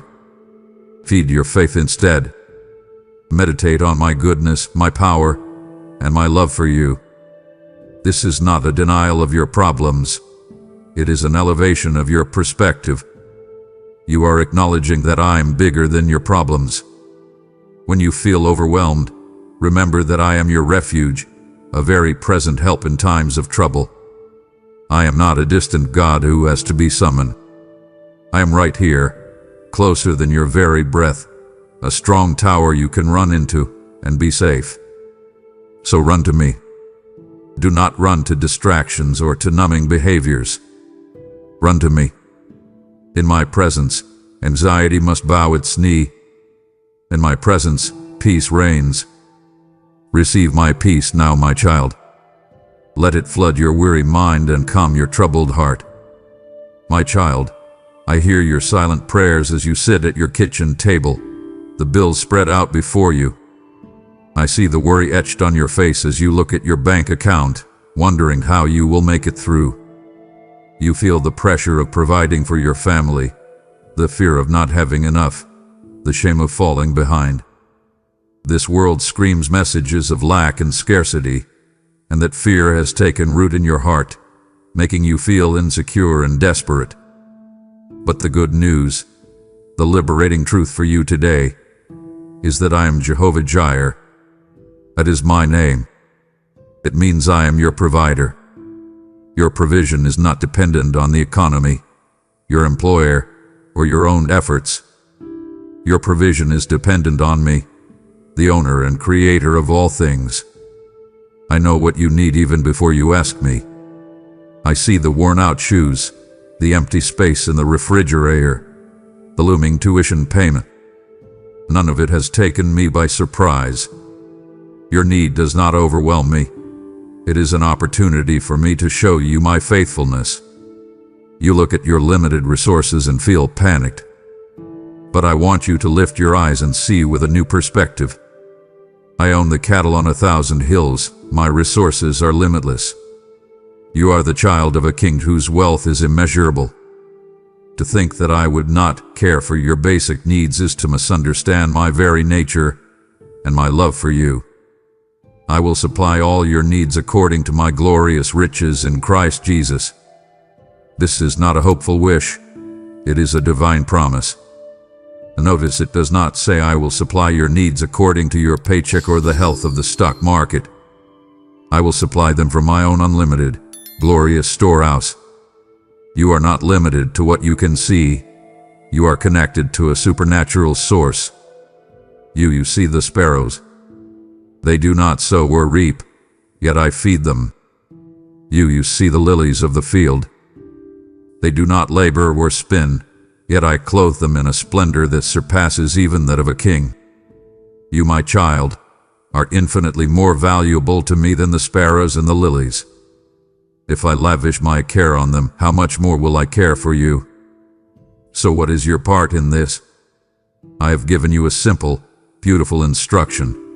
Seek my kingdom and my righteousness first, and all these things, the food, the clothes, the provision you worry about, will be added unto you. This is not a formula for you to get rich. It is an invitation to order your heart correctly. It is a call to release your obsessive grip on your material needs and to focus your heart, your energy, and your passion on me and my purposes in the world. As you prioritize what is eternal, I promise to take care of what is temporary. Worrying about your provision does not add a single dollar to your bank account or a single day to your life. It only robs you of your peace and your joy. Today, make a choice. Choose to trust me as your provider. When the fear of lack rises, thank me that I am your source. Instead of dwelling on your debt, declare that I am the God of abundance. Turn your worry into worship. It is the highest act of faith you can perform. And watch as I open the windows of heaven and pour out a blessing you do not have room enough to contain. I see you, my child. I see you in the quiet moments when the house is still and the profound ache of loneliness settles in. I see you surrounded by people, yet feeling completely misunderstood and unseen. You scroll through the highlight reels of other people's lives and feel a painful sting of exclusion, a feeling that you are on the outside looking in. Betrayal may have left you feeling isolated, and grief may have carved out an empty space in your heart that feels like a constant companion. The lie that you are alone is one of the enemy's most potent weapons, because it cuts you off from hope and from the truth of my presence. But the good news that I am speaking over your loneliness today is this: I will never leave you nor forsake you. This is not a sentimental phrase. It is the most solid reality in the universe. It is a divine, unbreakable covenant I have made with you. People will leave. Friends will fail you. Even your own family may misunderstand or abandon you. But I will not. Even if your mother and father forsake you, I will hold you close. I will take you up. My presence is your constant. I am not just a distant creator. I am a friend who sticks closer than a brother. A brother might share your history, but I share your heart. I know your silent thoughts, your secret dreams, your deepest fears. You can speak to me of things you could never speak to another human being, and you will find not judgment, but perfect understanding and unwavering companionship. You were not created to be an island. It is true that you need human connection, and I am the one who designed you for community. But even in the absence of that, you are never truly alone. You are a vital, chosen, and necessary part of the body of Christ. Even when you feel disconnected, You are spiritually joined to millions of believers around the world. But more intimately than that, my Holy Spirit is your constant companion and comforter. I have not left you as an orphan in this world. I have given you my very own Spirit to dwell within you. He is your advocate, your counselor, the one who walks with you through every single moment of every single day. He is the comforting presence you feel in your sorrow, the quiet strength that rises within you when you feel weak. He is the whisper of truth that reminds you of who you are and whose you are. So today, I want you to consciously embrace this truth. When the feeling of loneliness washes over you, stop and acknowledge my presence. Speak to me. Say, Lord, I know you are here with me. You are seen. You are known. You are cherished by me. I see you when you are joyful and when you are weeping. I know your name. I know the number of hairs on your head. There is no detail of your life that is insignificant to me. The feeling of being alone is a powerful lie, but my presence is an even more powerful truth. Let that truth fill the empty spaces in your heart. Let the reality of my companionship be your comfort and your strength. You may feel lonely, but the fact is, you are never alone. I am with you always, even to the very end of the age. That is my promise to you. My child, you live in a world that worships strength. It tells you to be self-sufficient, to be competent, to have it all together.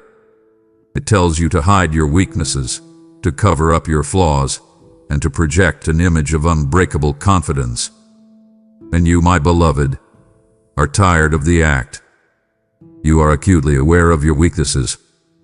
You know the areas where you fall short, the tasks that overwhelm you, the character flaws you cannot seem to conquer.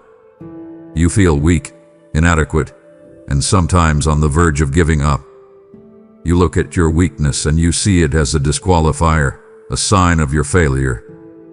But the good news I have for you today is a divine paradox, a truth that turns the world's wisdom completely upside down. The good news is that when you are weak, that is when my power is made perfect in you. My power is not drawn to your strength, it is drawn to your weakness. It flows most powerfully not when you are self-sufficient, but when you are utterly dependent. Your weakness is not a liability, it is an invitation. It is a hollowed-out space in your life that I am longing to fill with my supernatural strength. Where you see a flaw, I see an opportunity. Where you see inadequacy, I see a vessel I can pour my power into. For I have declared, and it is an eternal truth, it is not by your might, nor by your power, but by my Spirit. You have been trying to push open a massive stone door with your own limited strength, and you are exhausted and bruised from the effort. I am asking you today to step aside. Confess your inability to move it, and then watch as I, the God who spoke the universe into existence, move it for you. This is the essence of walking in my grace. My grace is not just unmerited favor. It is my divine ability working in you and through you. And that grace is sufficient for you in every situation. Whatever you are facing, whatever weakness you are wrestling with, my grace is enough to meet you there and carry you through. Therefore, I want you to change your perspective. Do not despise your weaknesses. Do not be ashamed of them. Do not hide them from me or from others. Instead, see them as the very platform upon which my glory can be displayed. When you are weak in patience, it is an opportunity for my supernatural patience to flow through you. When you are weak in wisdom, it is an opportunity for you to receive my divine strategies.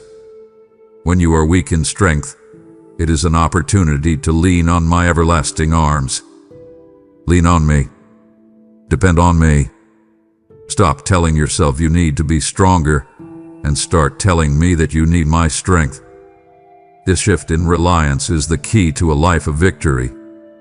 You will find a strength that is not your own, a power that can do immeasurably more than you could ever ask or imagine. let your weakness be the magnet that draws my power. And when the victory comes, you will know with absolute certainty that it was not you, but me in you, and I alone will receive all the glory.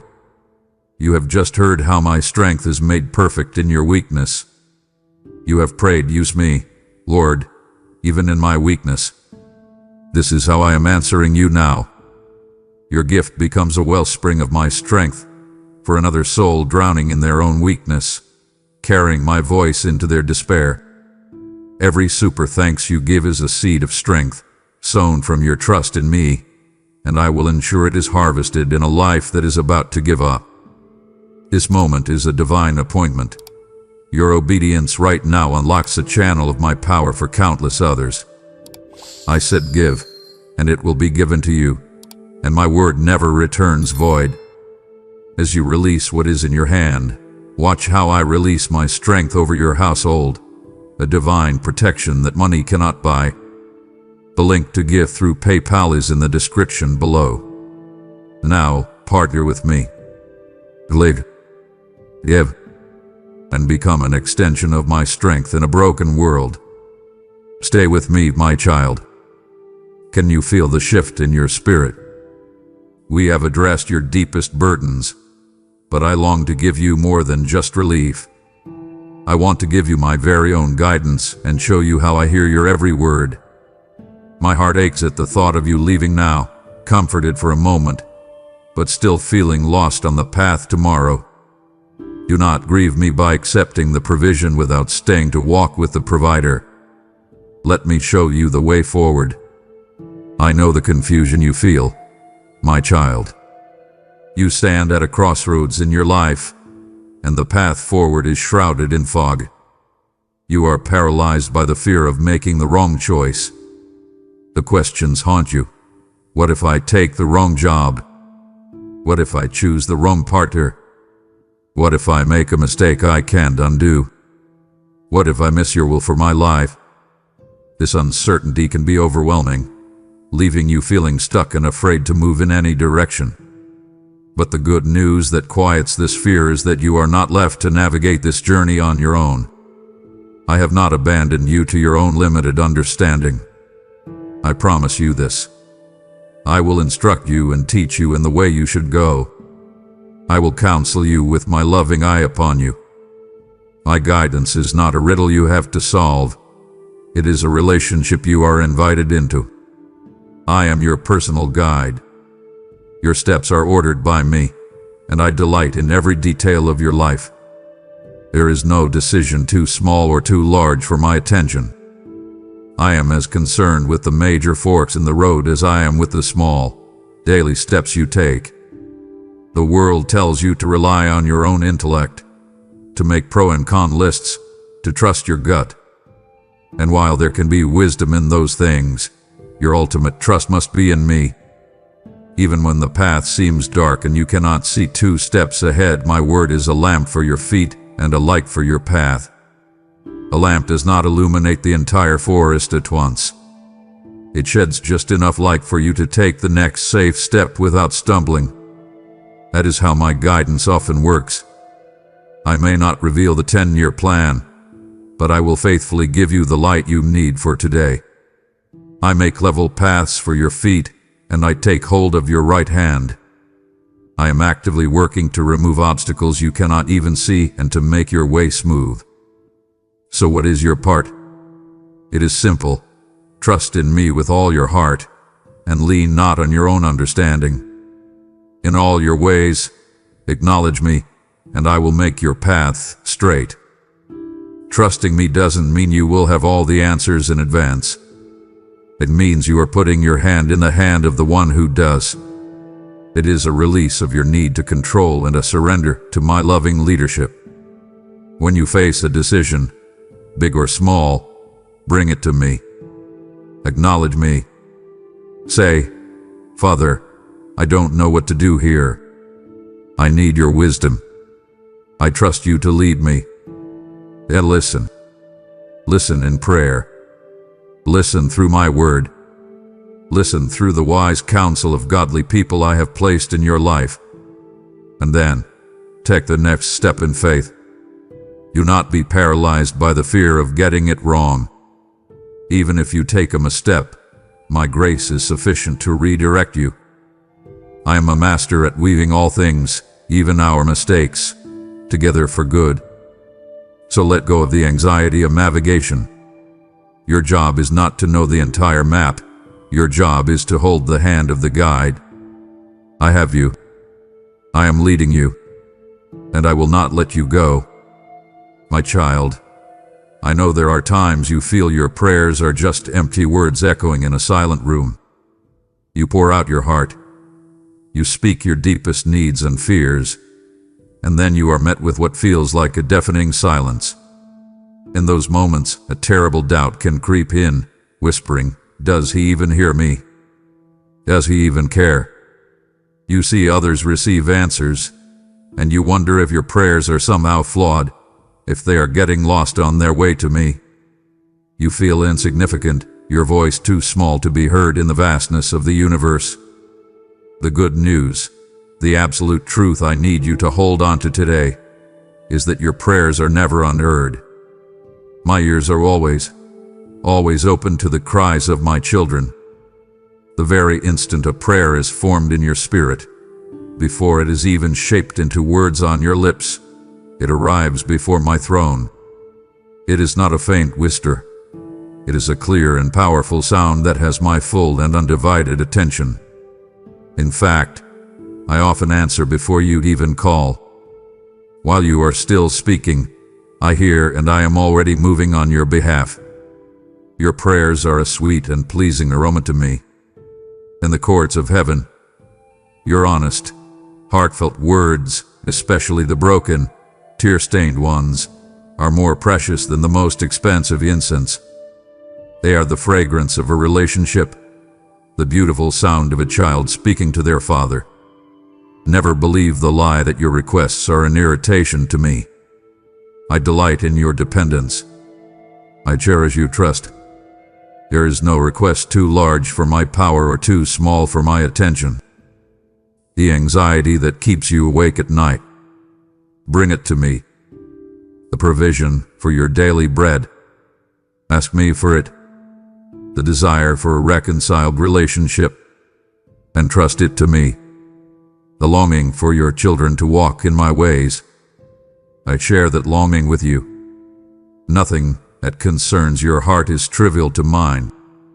And what about those times when the pain is too deep, the confusion too thick, that you cannot even form the words to pray? When all you have is a sigh, a groan, a feeling of despair that is beyond language. Even then, you are being heard more clearly than ever. My own Spirit, who dwells within you, intercedes for you with groanings too deep for words.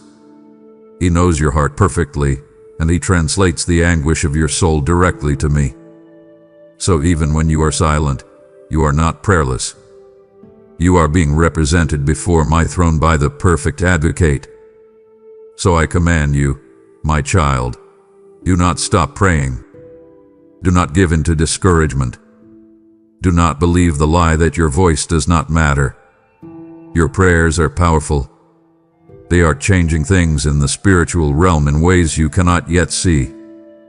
They are moving my heart and releasing my power into your circumstances. I am listening. I am here, and I will answer. My precious one, do you feel like you are trying to live this life of faith on your own? I see you struggling, trying to be good, trying to change, trying to overcome those persistent habits and patterns of sin. You make resolutions, and then you break them. You feel a surge of spiritual passion, and then it fades, leaving you feeling like a failure. You feel powerless against your own weaknesses and the pressures of the world.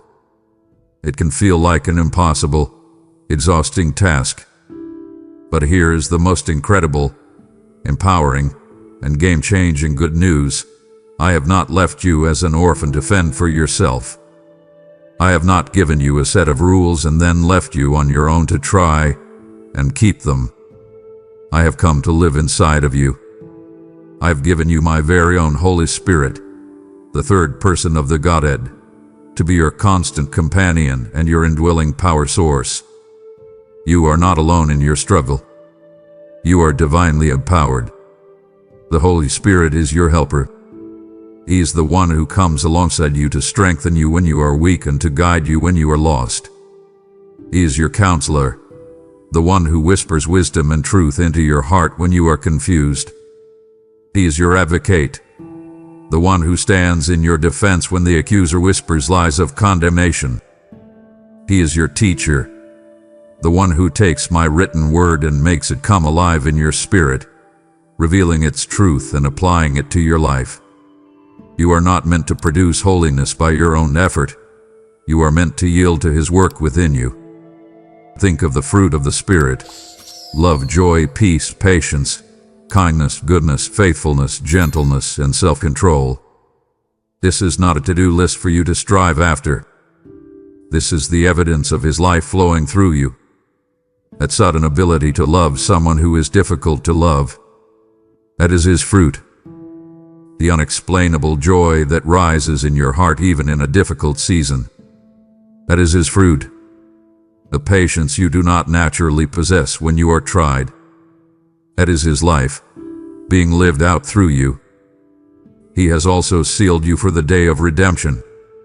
His presence within you is my guarantee, my down payment, that you belong to me forever and that your salvation is secure. It cannot be lost or taken from you. But perhaps the most staggering truth of all is this: your body is a temple of the Holy Spirit. Let that sink in. You are a walking, talking sanctuary of the living God.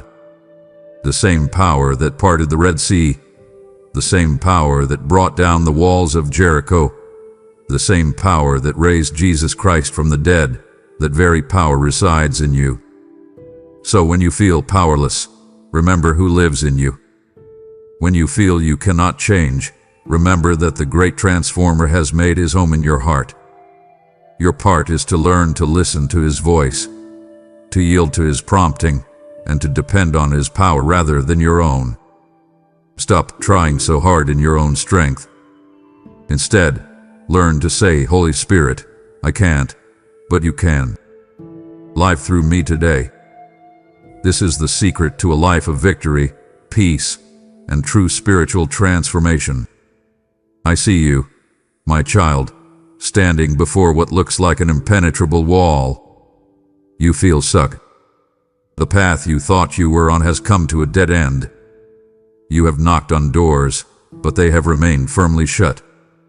The door to that job you needed, the door to financial breakthrough, the door to reconciliation in your family, the door to the ministry you feel called to, they all seem locked and barred. A sense of hopelessness has begun to settle over you, a belief that your current situation is your final destination. You feel trapped, powerless to change your circumstances, with no way forward. But I have come to you today with good news that shatters the illusion of those walls. The good news is that your future is not in the hands of people, circumstances, or closed doors. It is in my hands, and I am the one who holds the key of David. What I open, no man can shut, and what I shut, no man can open. I am the God of the open door. I want you to see beyond your current reality. Where you see a wall, I see a doorway waiting to appear. I am making a way for you in the wilderness and creating rivers in the dry wasteland of your circumstances. I am at work behind the scenes, rearranging things, removing obstacles you cannot even see, and clearing a path for the glorious plans I have for you. I have already gone before you to prepare the way. The opportunity that is coming your way hath been orchestrated by me. The person you are about to meet has been sent by me. The breakthrough that is on the horizon has my name on it. This is a season of new beginnings and divine favor for you. The season of being stuck is over. The season of seeing only closed doors is coming to an end. I am opening new doors for you, doors of blessing, doors of purpose and doors of ministry. Your part is not to try and break down the doors in your own strength. Your part is to walk forward in faith and to keep your eyes on me, the one who holds the keys.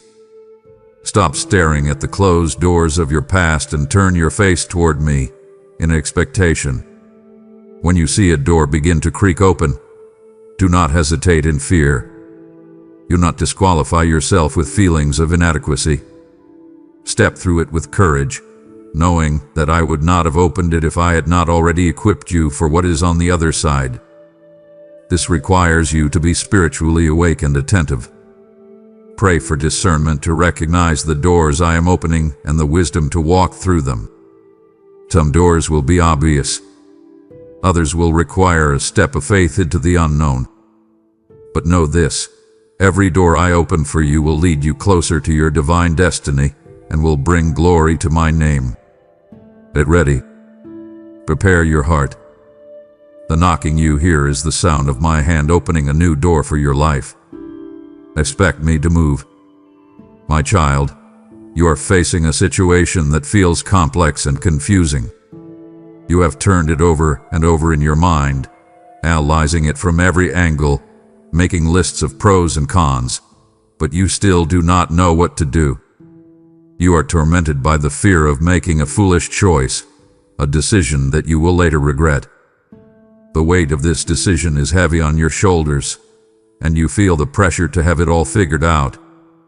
But the glorious good news is that you do not have to rely on your own limited understanding. My wisdom, in all its perfection and boundlessness, is available to you as a gift. My word says, and I declare it over you now, if you lack wisdom, you should ask me, the one who gives generously to all without finding fault, and it will be given to you. This is a promise. I am not hiding my will from you. I am not trying to make it difficult for you to find. I am eager to share my wisdom with you. All you have to do is ask. You must understand that my wisdom often looks very different from the world's wisdom. The world's wisdom is based on self-preservation, competition, logic, and what seems most advantageous on the surface. But my wisdom is pure, peace-loving, considerate, submissive, full of mercy and good fruit. It is a wisdom that often defies human logic. It is the wisdom that tells you to forgive when the world says to get revenge. It is the wisdom that tells you to be generous when the world says to hoard and protect what is yours. It is the wisdom that tells you to choose the path of humility when the world says to promote yourself. It is the wisdom to stay quiet and trust me when everything in you wants to argue and take control. To the world, this can look like weakness or foolishness. But the foolishness of God is wiser than human wisdom, and the weakness of God is stronger than human strength. I can give you strategies and solutions for your problems that you would never think of on your own. I can show you a creative path forward in your career, a loving way to approach a broken relationship, a supernatural plan for your finances. I can give you the right words to say in a difficult conversation. My wisdom is practical. It is for your everyday life.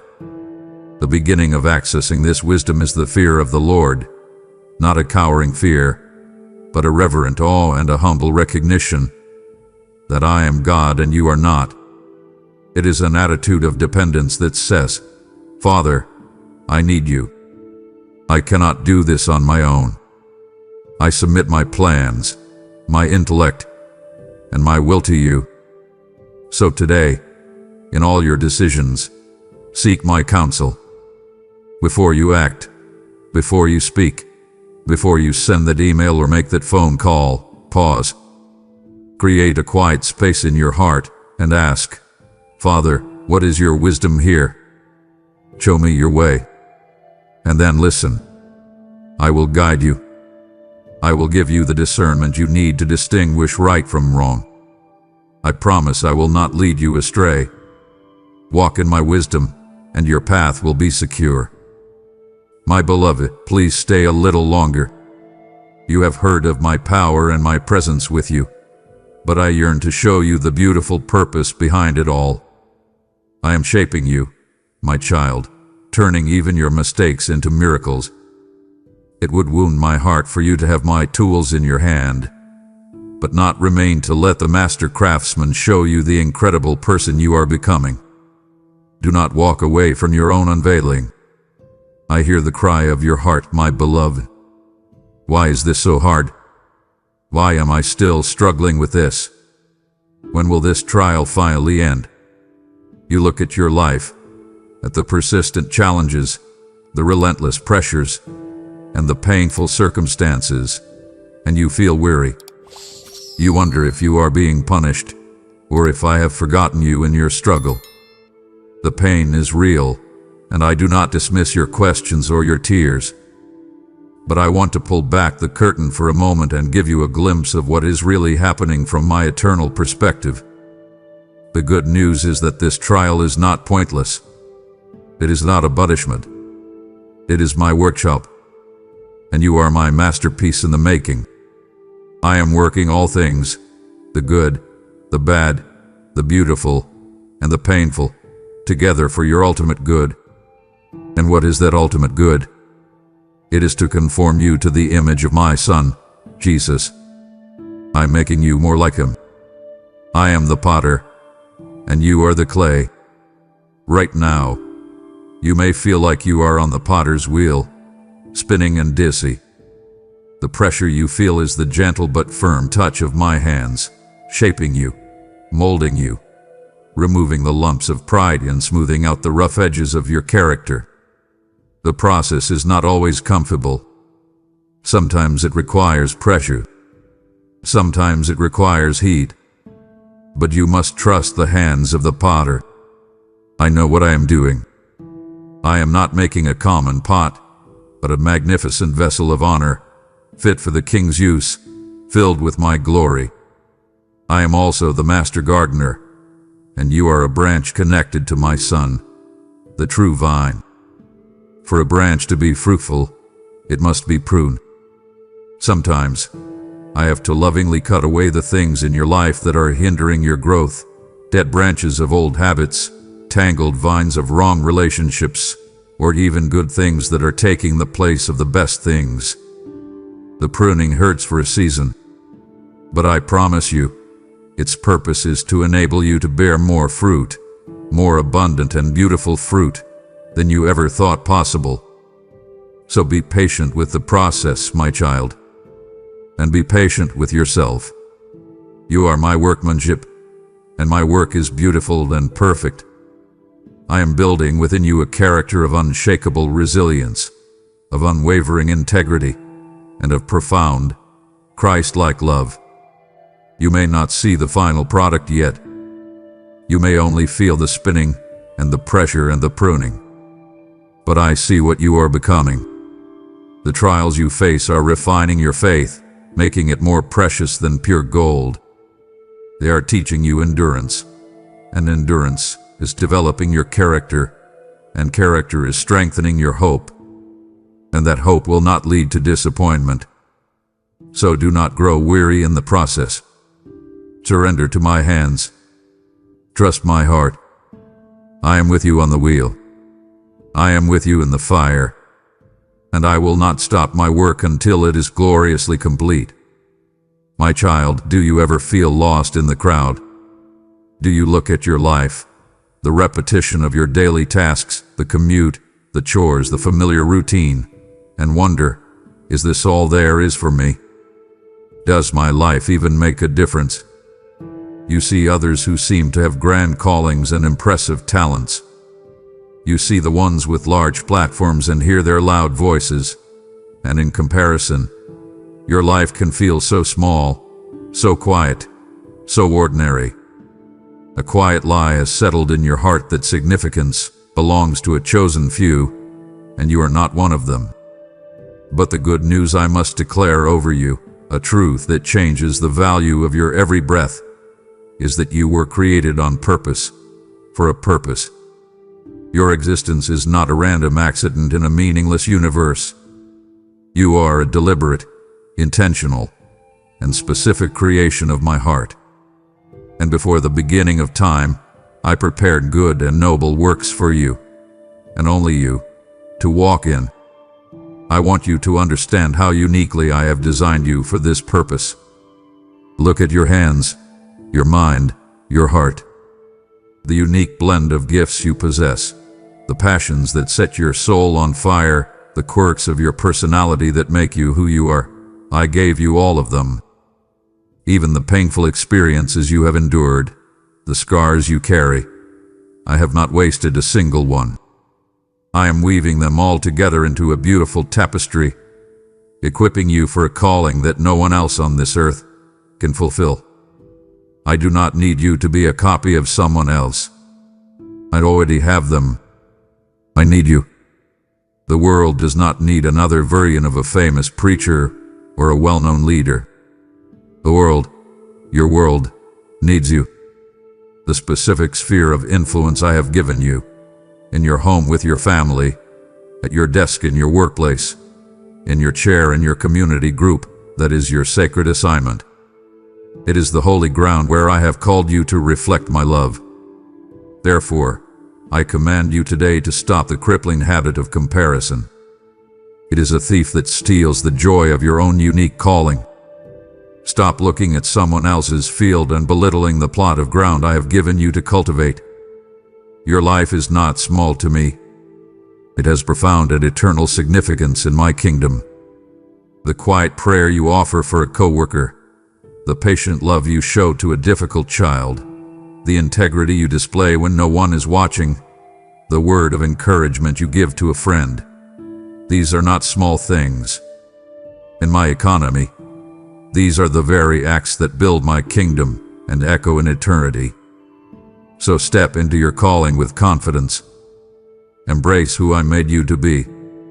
Your life, right now, as it is your ministry. Do not wait for a bigger stage or a louder microphone. Be faithful right where you are. You are my chosen instrument, perfectly designed and strategically placed for the beautiful work I have prepared for you. My beloved, let's speak of the things that haunt you in the quiet of the night. The mistakes, the failures, the deep regrets. I see how they replay in your mind, moments and choices that fill you with a hot flush of shame. You see them as permanent stains on your story, disqualifying marks that have ruined your potential. You believe they are dead ends, points of no return. You look back and think, if only I hadn't said that. If only I hadn't made that choice. You are carrying the heavy weight of a story you wish you could rewrite. But the incredible, stunning good news for your guilt-ridden heart is this: I am a God of redemption. Where you see failure, I see the raw material for a miracle. Where you see a complete mess, I see the beginning of a powerful message. You see ashes, I see the potential for breathtaking beauty. Your story is not over, and that mistake you think was the final chapter is precisely where I am about to do my most creative work. I am the master artist, and my specialty is redemption.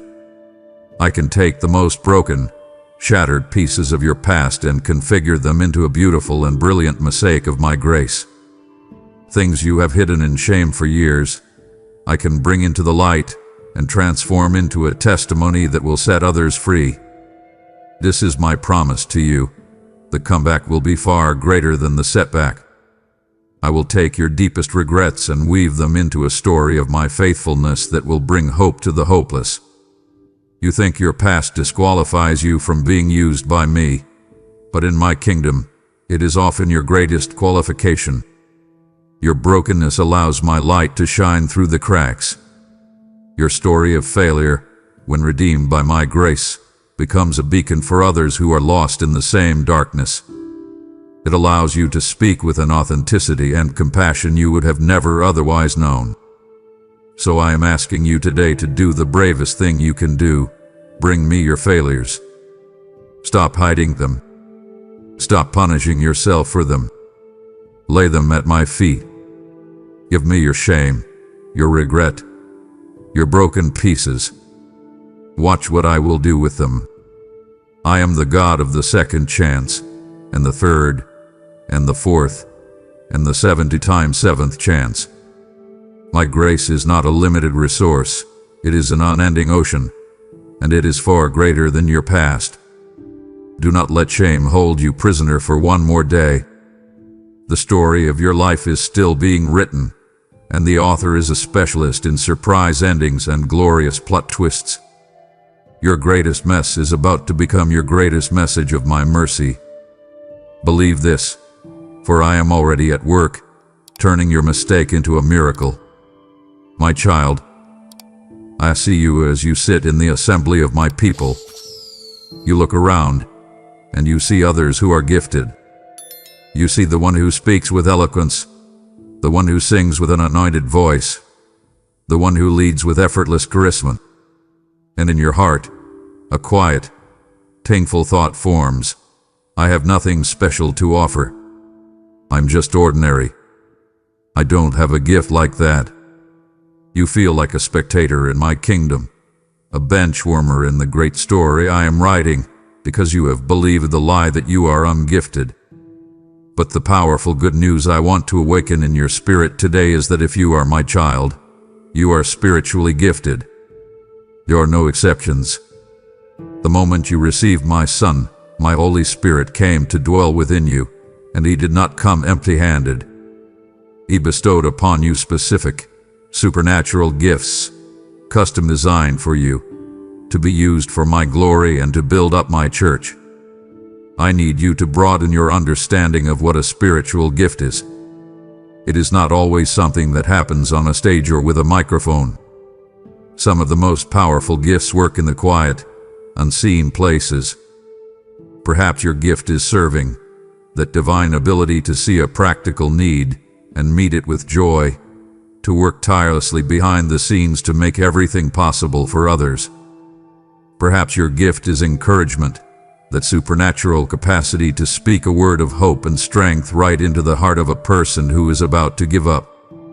Could it be the gift of mercy, that allows you to weep with those who weep and to comfort the broken-hearted with my own compassion?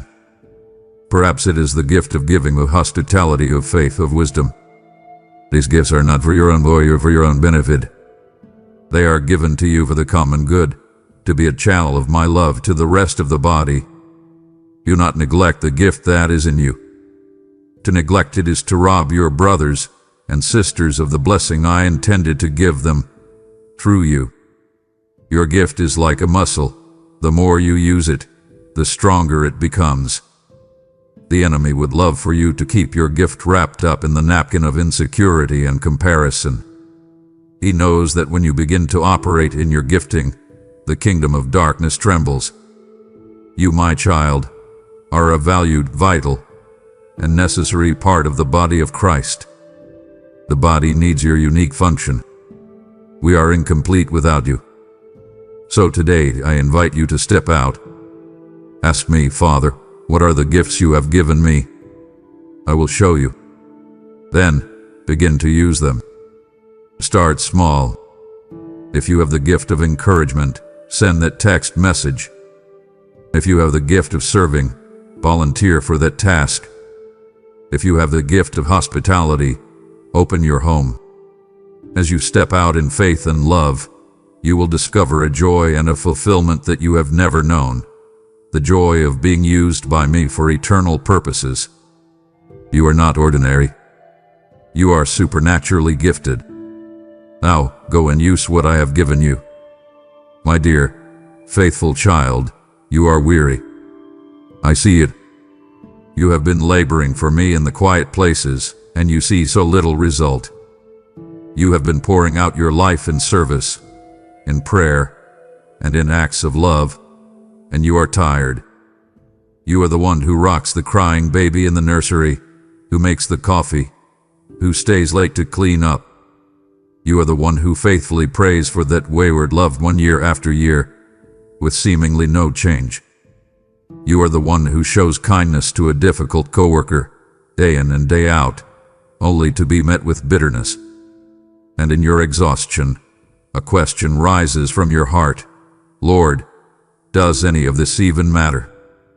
Does anyone see? Is it making any difference at all? The world measures success by visible results, by applause, by recognition, and by that standard, you can feel like a failure. But the glorious good news that I want to pour like a healing balm over your weary soul is this: your labor in me is never, ever in vain.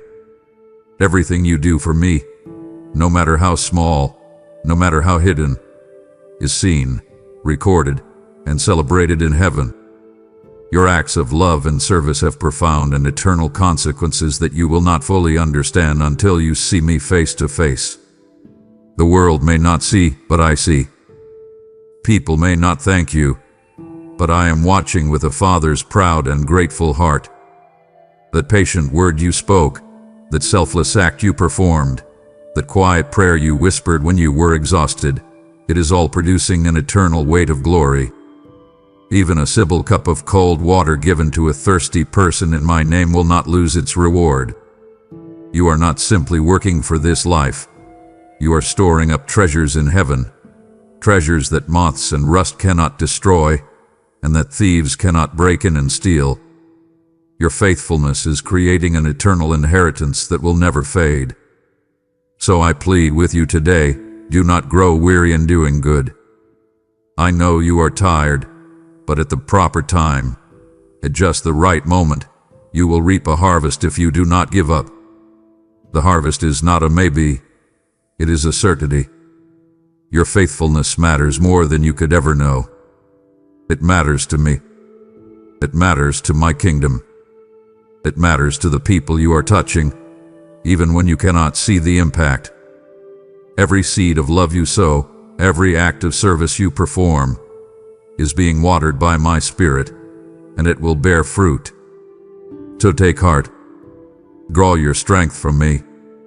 Your significance is not measured by the size of your ministry, but by the depth of your faithfulness. Keep loving. Keep serving. Keep praying. Keep showing up. I see you. I value you. And I promise you, your reward will be great. You have just heard that your hidden labor is never in vain before me. You've asked me for a way to be part of this great work, to store up treasures in heaven. This is it. When you join this mission through your giving, your support allows this labor of love to reach the one who feels their own life is in vain, reminding them of their eternal worth. Your gift is a current in my river of life, flowing into the driest of hearts. Every membership joined is another light switched on in the darkness. Do not let this moment pass, for your response is a prophetic act declaring that this work has an eternal harvest. I promised you, at the proper time you will reap a harvest, and that promise extends to what you sow here today. For the seed you plant into this ministry, I will command a harvest of purpose and favor over your own work and family. You will find the PayPal link waiting for you in the description. Now, sow into eternity. Join the mission. Give, and watch me multiply the fruit of your labor. My child, we have spoken of your labor on this earth, but all of it points to a glorious destination. I long to lift your eyes from the temporary path and show you the eternal home that awaits. It would break my heart for you to fight the good fight without the joyful vision of the victory parade and the glorious rewards I have prepared for you. Stay, and let me fill you with the blessed hope that makes all of your present struggles worthwhile. My child, your heart is aching. I see the tears you cry when you are alone. I know the source of your pain. Perhaps it is the chronic ache in your body that never subsides. Perhaps it is the gaping hole in your heart from a loss so profound you can barely breathe. Perhaps it is the sorrow of a broken relationship or a dream that has died. You are living in the reality of a broken world, and the pain can feel overwhelming, a darkness with no end in sight. You cry out from the depths of your soul, "How long, O Lord? How long must I endure this?" I want you to listen to me, my weeping child. I am not deaf to your cries, nor am I indifferent to your pain. I am with you in it. And I have good news for you, a sure and certain hope that is an anchor for your soul. The good news is that there is a day coming when I will personally, with my own hand, wipe every single tear from your eyes. On that day, there will be no more death, no more crying, no more pain. The former things, the cancer, the Alzheimer's, the betrayal, the depression, the abuse, the injustice, all the sources of your deepest wounds will have passed away forever. I will make everything new. This is not a fairy tale or religious fantasy. It is your guaranteed future reality. It is the glorious end of the story that I am writing. I know that your present suffering is intense. I do not minimize it or dismiss it. It is real, and it is heavy. But I promise you this: the suffering of this present time cannot even be compared to the glory that will one day be revealed in you. The joy that awaits you is so profound, the peace so complete, the healing so total, that it will make the deepest sorrows of this life seem like a light and momentary affliction. So I am calling you today to do something incredibly difficult but absolutely essential. Hold on to this blessed hope. When the pain threatens to consume you, lift your eyes from your present circumstances and fix them on your future reality. This hope is not wishful thinking. It is a confident expectation based on the certainty of my character and the power of my resurrection. Your eternal joy is not a possibility. It is secured and guaranteed by me. The pain and brokenness of this life do not get the final word. I do. And my final word over you is healing. My final word is restoration. My final word is reunion. My final word is endless, uninterrupted, glorious joy in my presence. So hold on, my child. Grieve, but do not grieve as those who have no hope. For your hope is as sure as the dawn. The night will end, and an eternity of tearless mornings awaits you. My child, do you ever feel like you don't quite belong here? You build a life. You decorate a house. You put down roots in a community. But deep within your spirit, there is a quiet, persistent ache. It is a form of homesickness for a place you have never seen. You see the brokenness of this world, the fleeting nature of its joys and the depth of its sorrows, and your soul longs for something more, something permanent, something whole. This feeling is not a flaw in your design. It is a feature. It is a compass in your heart, pointing you toward your true north. The good news for your wandering heart is that this world is not your final home. You are a citizen of heaven. This deep longing you feel is a holy echo of the home I have prepared for you.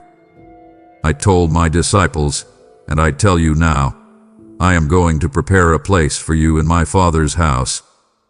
If it were not so, I would have told you. This is not a vague ethereal hope, my child. It is a divine construction project that I am personally overseeing. I am building a home for you. Think of what a true home is meant to be. It is a place of absolute safety, of unconditional acceptance, of perfect peace. It is the place where you can be fully yourself and be fully loved. That is what I am preparing for you. A home where there are no locks on the doors, because there is no fear, no threat, and nothing to steal. A place where there are no painful goodbyes, only joyful reunions and unbroken fellowship. It is a place where you will be fully known, and yet perfectly loved, where the masks you wear in this life will be gone forever.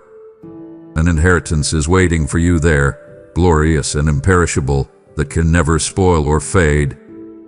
It is kept in heaven for you, safe and secure. The best things in this life are but a dim shadow, a faint echo of the glorious reality that awaits you in your eternal home. The most beautiful sunset you have ever seen is but a drab postcard compared to the beauty of my presence. The deepest love you have felt on earth is but a single drop in the ocean of love that will be your eternal environment. So how does this change the way you live today? It should give you a lighter step and a broader perspective. I want you to live in this world, but not as a permanent resident who clings desperately to its temporary treasures. Live as an ambassador from your true country, representing your king and pointing others toward their true home. When this life is hard, remember it is not the end of the story. You are just passing through. When you lose something or someone precious, grieve, but not without hope, knowing that in my house there is only restoration and reunion. Let the hope of your eternal home free you from the fear of death and the anxiety of this temporary life. You are a pilgrim on a journey, and your destination is glorious and guaranteed. And I, your Savior and your brother, am waiting at the door with the lights on to welcome you home. I see you as you watch the news, as you scroll through the headlines, and I see the grief and anger that rise in your heart. You see the powerful oppressing the weak. You see corruption go unpunished. You see cruelty and hatred broadcast for all to see. You see suffering and injustice on a scale that feels unbearable, and a question burns in your soul: where is the justice? Will things ever be made right?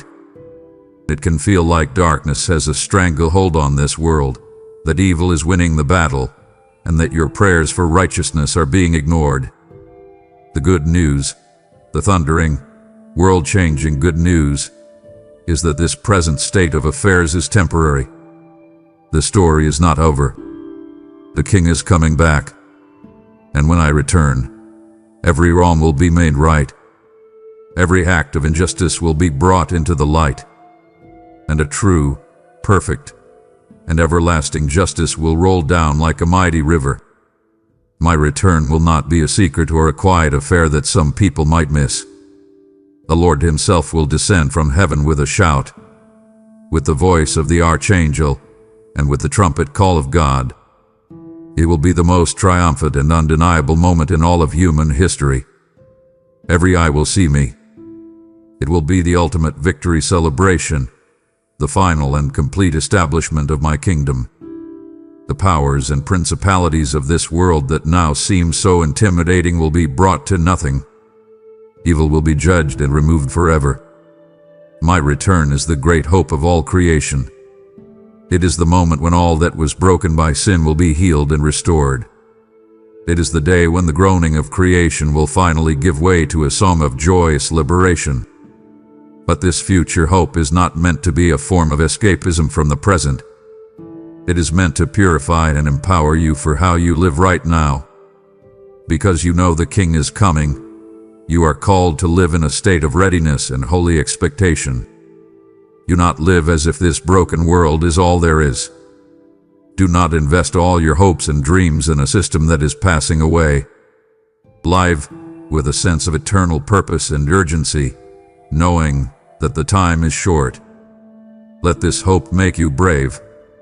Let it motivate you to live a life of holiness and love, a life that honors your coming King. When you are tempted to despair over the state of the world, remember that I am coming back to make all things new. When you are tempted to seek revenge for an injustice done to you, remember that I am the righteous judge, and I will settle all accounts. The final chapter of history has already been written. It is a glorious, undeniable, and total victory. And you, my child, will be there to see it. So live today in the light of that coming day. I see you in your struggle, my child. I see you fighting against that persistent temptation, wrestling with those destructive thought patterns, battling the spiritual heaviness that seeks to pull you down. The fight feels real because it is real, but you often feel like you are in a losing battle. You feel outmatched, weak, and defeated before you even begin. You are trying to muster up enough willpower and strength to win, and you are exhausted from the constant effort and the repeated failure. The lie you have believed is that the outcome of this battle depends entirely on you. But the most liberating, and empowering good news I can give you is this: you are not fighting for victory. You are fighting from a position of victory. The war has already been won. When my son, Jesus, hung on that cross, he did more than just pay for your sins. He engaged in a cosmic battle with all the powers and authorities of darkness, and he won a decisive, eternal victory. He disarmed them. He stripped them of their power and their authority. He made a public spectacle of their defeat. The enemy you are facing today is a defeated foe. He is a king with no kingdom, a general with no real army. He has no legitimate authority over you, my child. The only weapon he has left is deception. He is like a roaring lion, seeking someone to devour, but his roar is a bluff. He has no teeth. He can only defeat you if he can convince you that you are already defeated. His entire strategy is built on lies, accusation, and intimidation. Because of this great victory, I have given you authority over him in my name. You are more than a conqueror through him who loves you. You are not a victim in this fight. You are a victor. No weapon formed against you will prosper, and every tongue that rises against you in judgment you will condemn. This is your heritage as a servant of the Lord. So how does this change the way you fight? It changes everything. When temptation comes, you do not engage it in a battle of willpower. You stand in the victory that is already yours. You enforce the enemy's defeat. You say, "No. You have no authority here. I belong to Jesus Christ. His victory is my victory." When negative, accusing thoughts flood your mind, you do not argue with them. You take them captive and make them obedient to Christ. You replace the lie with the truth of my word. You fight not with flesh and blood, but with spiritual weapons, with truth, righteousness, faith, and the word of God, which is your sword. So rise up today, warrior child. Put on your armor. Take your stand. The battle is real, but the outcome is not in doubt. You are on the winning side. Now live like it. My child, I see your faithful service. I see the sacrifices you make that no one else notices. I see the love you give when you receive none in return. I see you choosing integrity when it costs you, showing up to serve when you are tired, and giving generously when you have little. On this earth, such faithfulness often goes unrewarded. There is no plaque on the wall for the prayers you whisper in secret. There is no bonus check for the integrity you maintain when no one is watching. There is no round of applause for your quiet acts of kindness. It is easy to become discouraged in a world that rewards what is loud, visible, and self-promoting. It is easy to begin to wonder, what is the point of all this hidden faithfulness? The glorious good news I want to encourage your heart with today is that your faithfulness is not hidden from me. I see everything, and I am a rewarder of those who diligently seek me. Every single act of service done in my name is seen, recorded, and cherished by me. I see your secret sacrifices. I hear your private prayers. I notice your quiet faithfulness.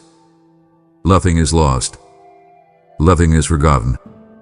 And there is a day coming when I will reward you openly and lavishly. My word promises that there are crowns waiting in heaven for my faithful children. A crown of righteousness for those who have longed for my appearing. A crown of glory for those who have faithfully shepherded my people. A crown of life for those who have persevered under trial. These are not just metaphors. They are real, eternal honors that I will bestow upon you. But the greatest reward of all, the one that will make every earthly sacrifice seem insignificant, will be that moment when you stand before me, and I look into your eyes, and you hear my voice say the words your soul has longed to hear. Well done, good and faithful servant. You were faithful with a few things. I will put you in charge of many things. Enter into the joy of your master. I promise you, On that day, your eternal reward will so far outweigh any temporary trial you have faced on this earth, that your current struggles will seem like a light and momentary affliction. The perspective of eternity changes the value of everything. The things the world chases after, wealth, fame, power, will fade away. But every act of love, every moment of faithfulness, every sacrifice made for me will be converted into an eternal treasure that will shine with splendor forever. So let the promise of this reward encourage you to persevere to the very end. Do not lose heart. Do not give up. Your faithfulness matters. It matters to me. It matters for eternity. Keep running your race with endurance, fixing your eyes on Jesus and on the joy and the reward that are set before you. You will be worth it all. My precious one, we are at the most sacred part of our conversation. You have received the news of your eternal hope. Now, I must tell you how to carry this fire into your world. All this truth is meant to culminate in a deeper intimacy and a bolder life. It would pierce my heart for you to leave with a full head but an unchanged walk. Please, do not grieve me by walking away from the final embrace. Stay, and let me seal these truths upon your heart with my own peace and my final blessing. My beloved child, you have received so much good news today of my unconditional love, my endless mercy, my complete forgiveness, your new identity, my unshakable promises. This treasure is almost too much to contain, and that is exactly the point. The good news you have received is not a private treasure to be hoarded and kept to yourself. It is a brilliant, blazing light that is meant to shine. And you, my child, are the lamp. The good news I have for you now is that you are the light of the world, a city on a hill that cannot be hidden. This is not a suggestion. It is a statement of fact, a new part of your identity. You have been filled with my light so that it can shine into the dark places of the world around you. I know what you are thinking. Be and light. But my life is so messy. I am so full of flaws.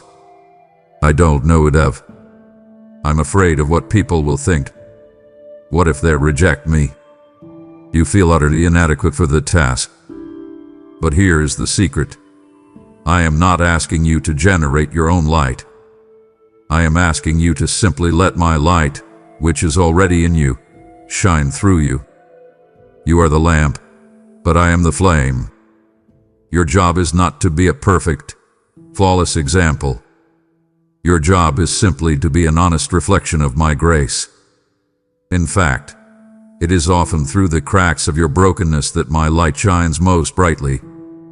Your story of my faithfulness in your weakness is far more powerful than any story of your own strength. How do you shine this light? It is simpler than you think. I have filled you with my love so that it can overflow to those around you. The good news you have received is like a river of living water that is meant to flow out of you to the dry and thirsty souls you encounter every day. You shine when you offer a word of encouragement to someone who is down. You shine when you listen with compassion to someone who is hurting. You shine when you extend forgiveness to someone who does not deserve it. You shine when you live with integrity in your workplace. Your very life becomes a living, breathing testimony of my goodness and grace. I have called you out of darkness and into my wonderful light for this very purpose, so that you can declare my praises. You declare my praises not just with your lips, but with your life. You show the world what I am like by how you love, how you serve, and how you hope. So shine brightly today, my child. Do not hide your light under a bowl of fear or insecurity. Place it on a stand for all to see. Just be authentically you, filled with me. That is all the world needs to see to be drawn to the source of all light, me.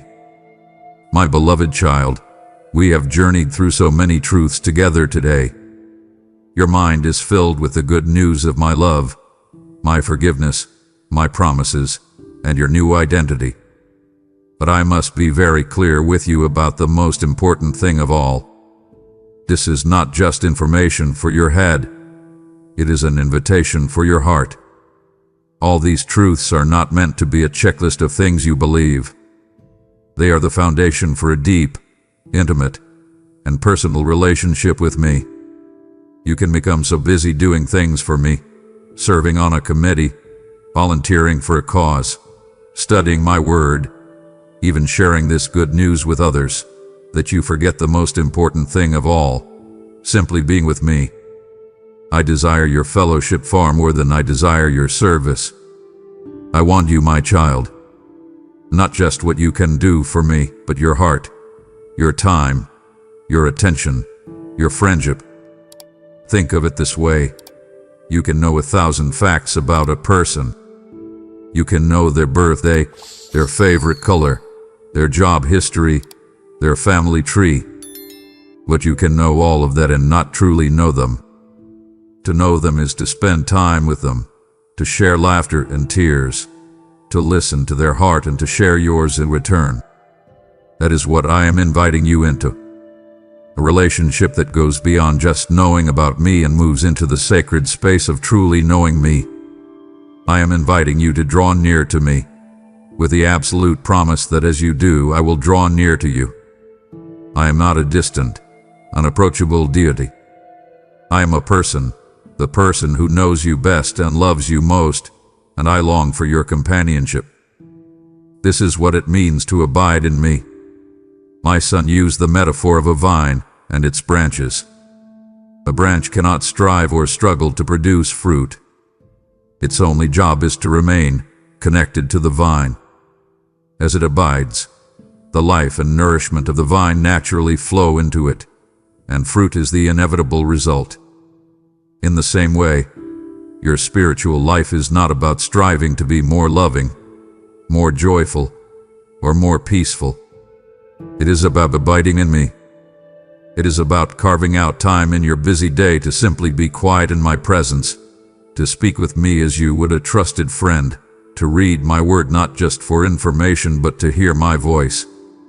As you remain connected to me in this way, my life will naturally flow into you, and the fruit of my spirit will grow effortlessly. My greatest desire is not for you to become a better religious person. My greatest desire is for you to know me and to enjoy me, now and forever. That is the ultimate good news. I see how fear has held you captive, my child. It has built a cage around your heart and kept you living in a space that is far too small for the destiny I have planned for you. I see the fear of what other people might think, a fear that keeps you silent when your heart longs to speak my truth. I see the fear of failure, a fear that keeps you from taking the faith-filled risk I am calling you to. I see the fear of the future, an anxiety that keeps you clinging to what is safe and predictable, afraid to step out onto the waters with me. This fear is a thief. It has robbed you of joy, of purpose, and of the abundant life I came to give you. But the good news for your fearful heart is that I am breaking that cage open today. I have not given you a spirit of fear.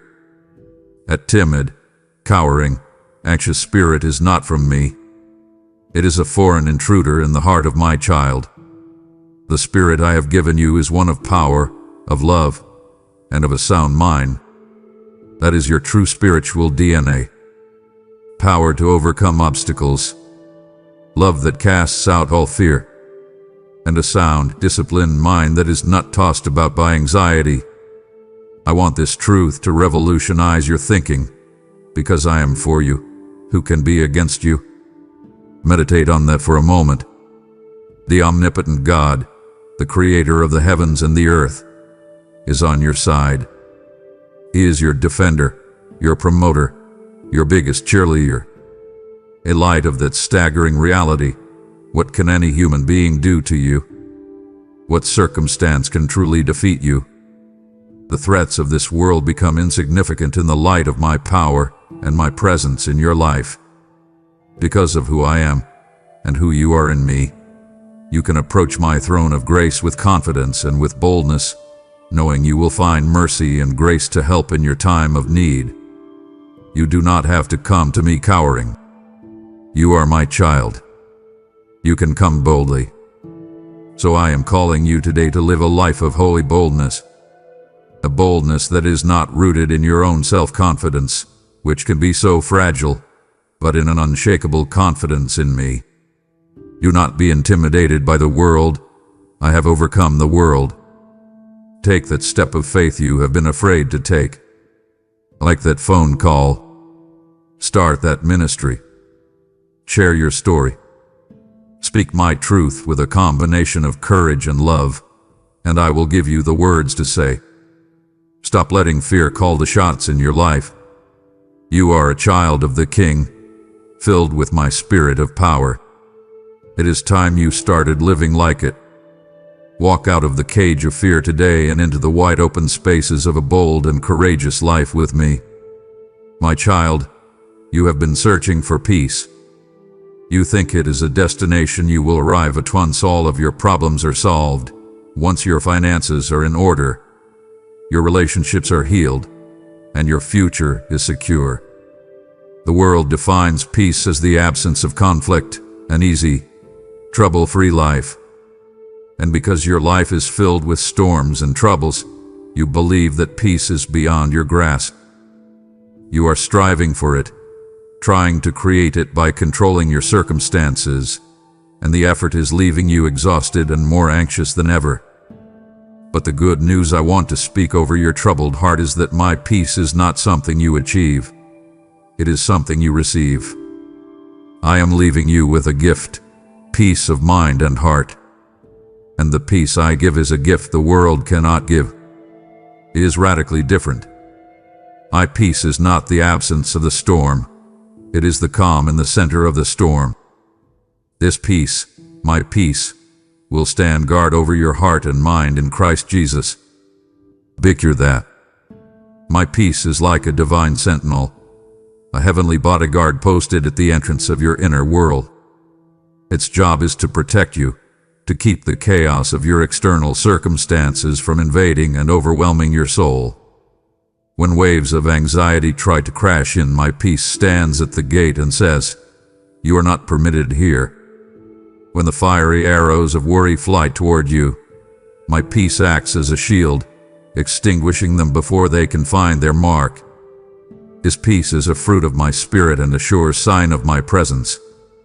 It is a supernatural calm that can coexist with profound trouble. It is a peace that surpasses all human understanding, a peace that doesn't make sense to the watching world.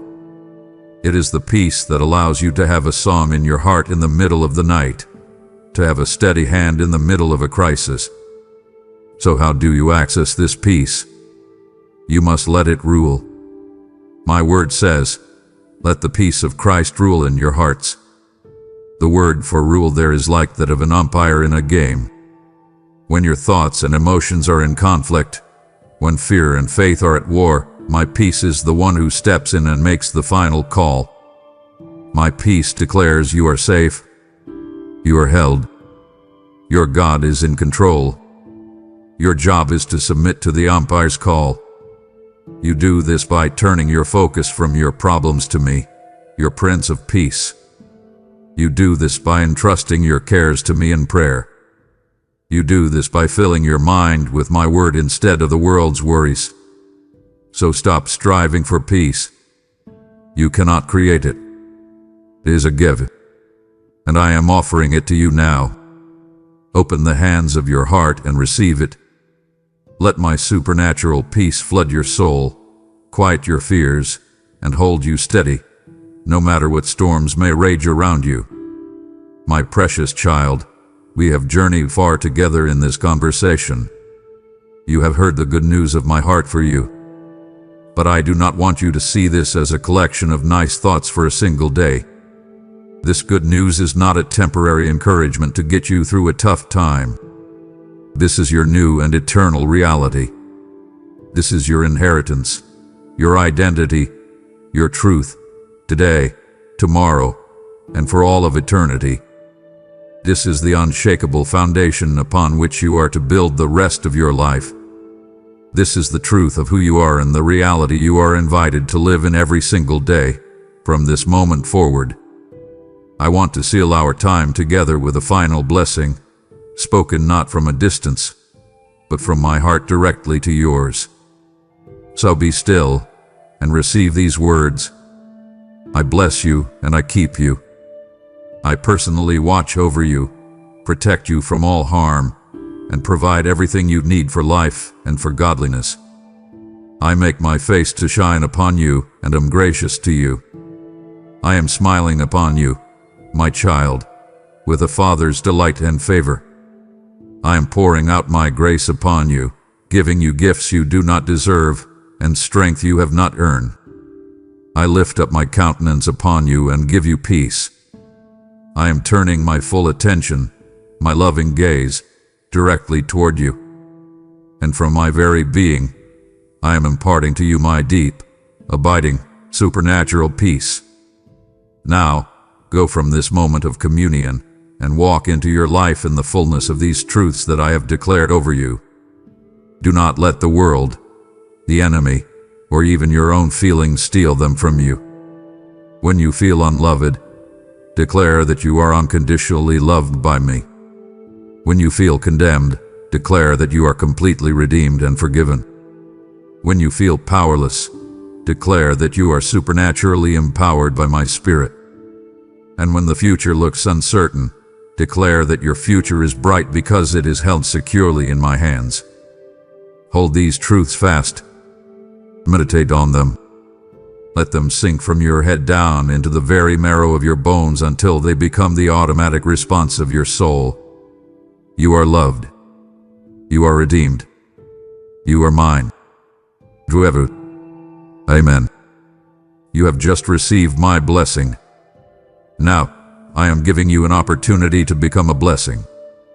Your heart is asking, how can I respond to such love? This is your first step of worship. Your gift now is not a donation. It is you, passing the cup of living water I have just given you to another who is dying of thirst. Let your super thanks be the oil that keeps this lamp burning. Let your gift be the spark that carries this holy fire to the ends of the earth. I am the one who declared, it is more blessed to give than to receive. Now, step into that higher blessing. This moment, at the end of our conversation, is sacred. Your obedience now seals the word you have received in an act of faith. And as you give, I release my all abundance over you, an open heaven of provision and peace that will follow you all the days of your life. If you wish to give through PayPal, the link is in the description. Now act in faith.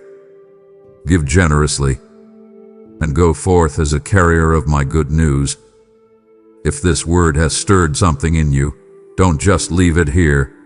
Put it into action. Type it out. Speak it out. Let your declaration be your agreement with heaven today. Comment below and say, I receive this good news today. It is mine, and it begins now. When you write it, you're not just leaving a comment, you're planting a seed of faith. You are marking this moment in the Spirit and saying, this is my word, my promise, my breakthrough. So speak it, write it, declare it with conviction. And as you do, expect to see movement in the very areas we've talked about. Amen. If you believe in me, your Heavenly Father, then like this video and leave a heartfelt amen in the comments. If you want to stay closer to me, then subscribe to this channel.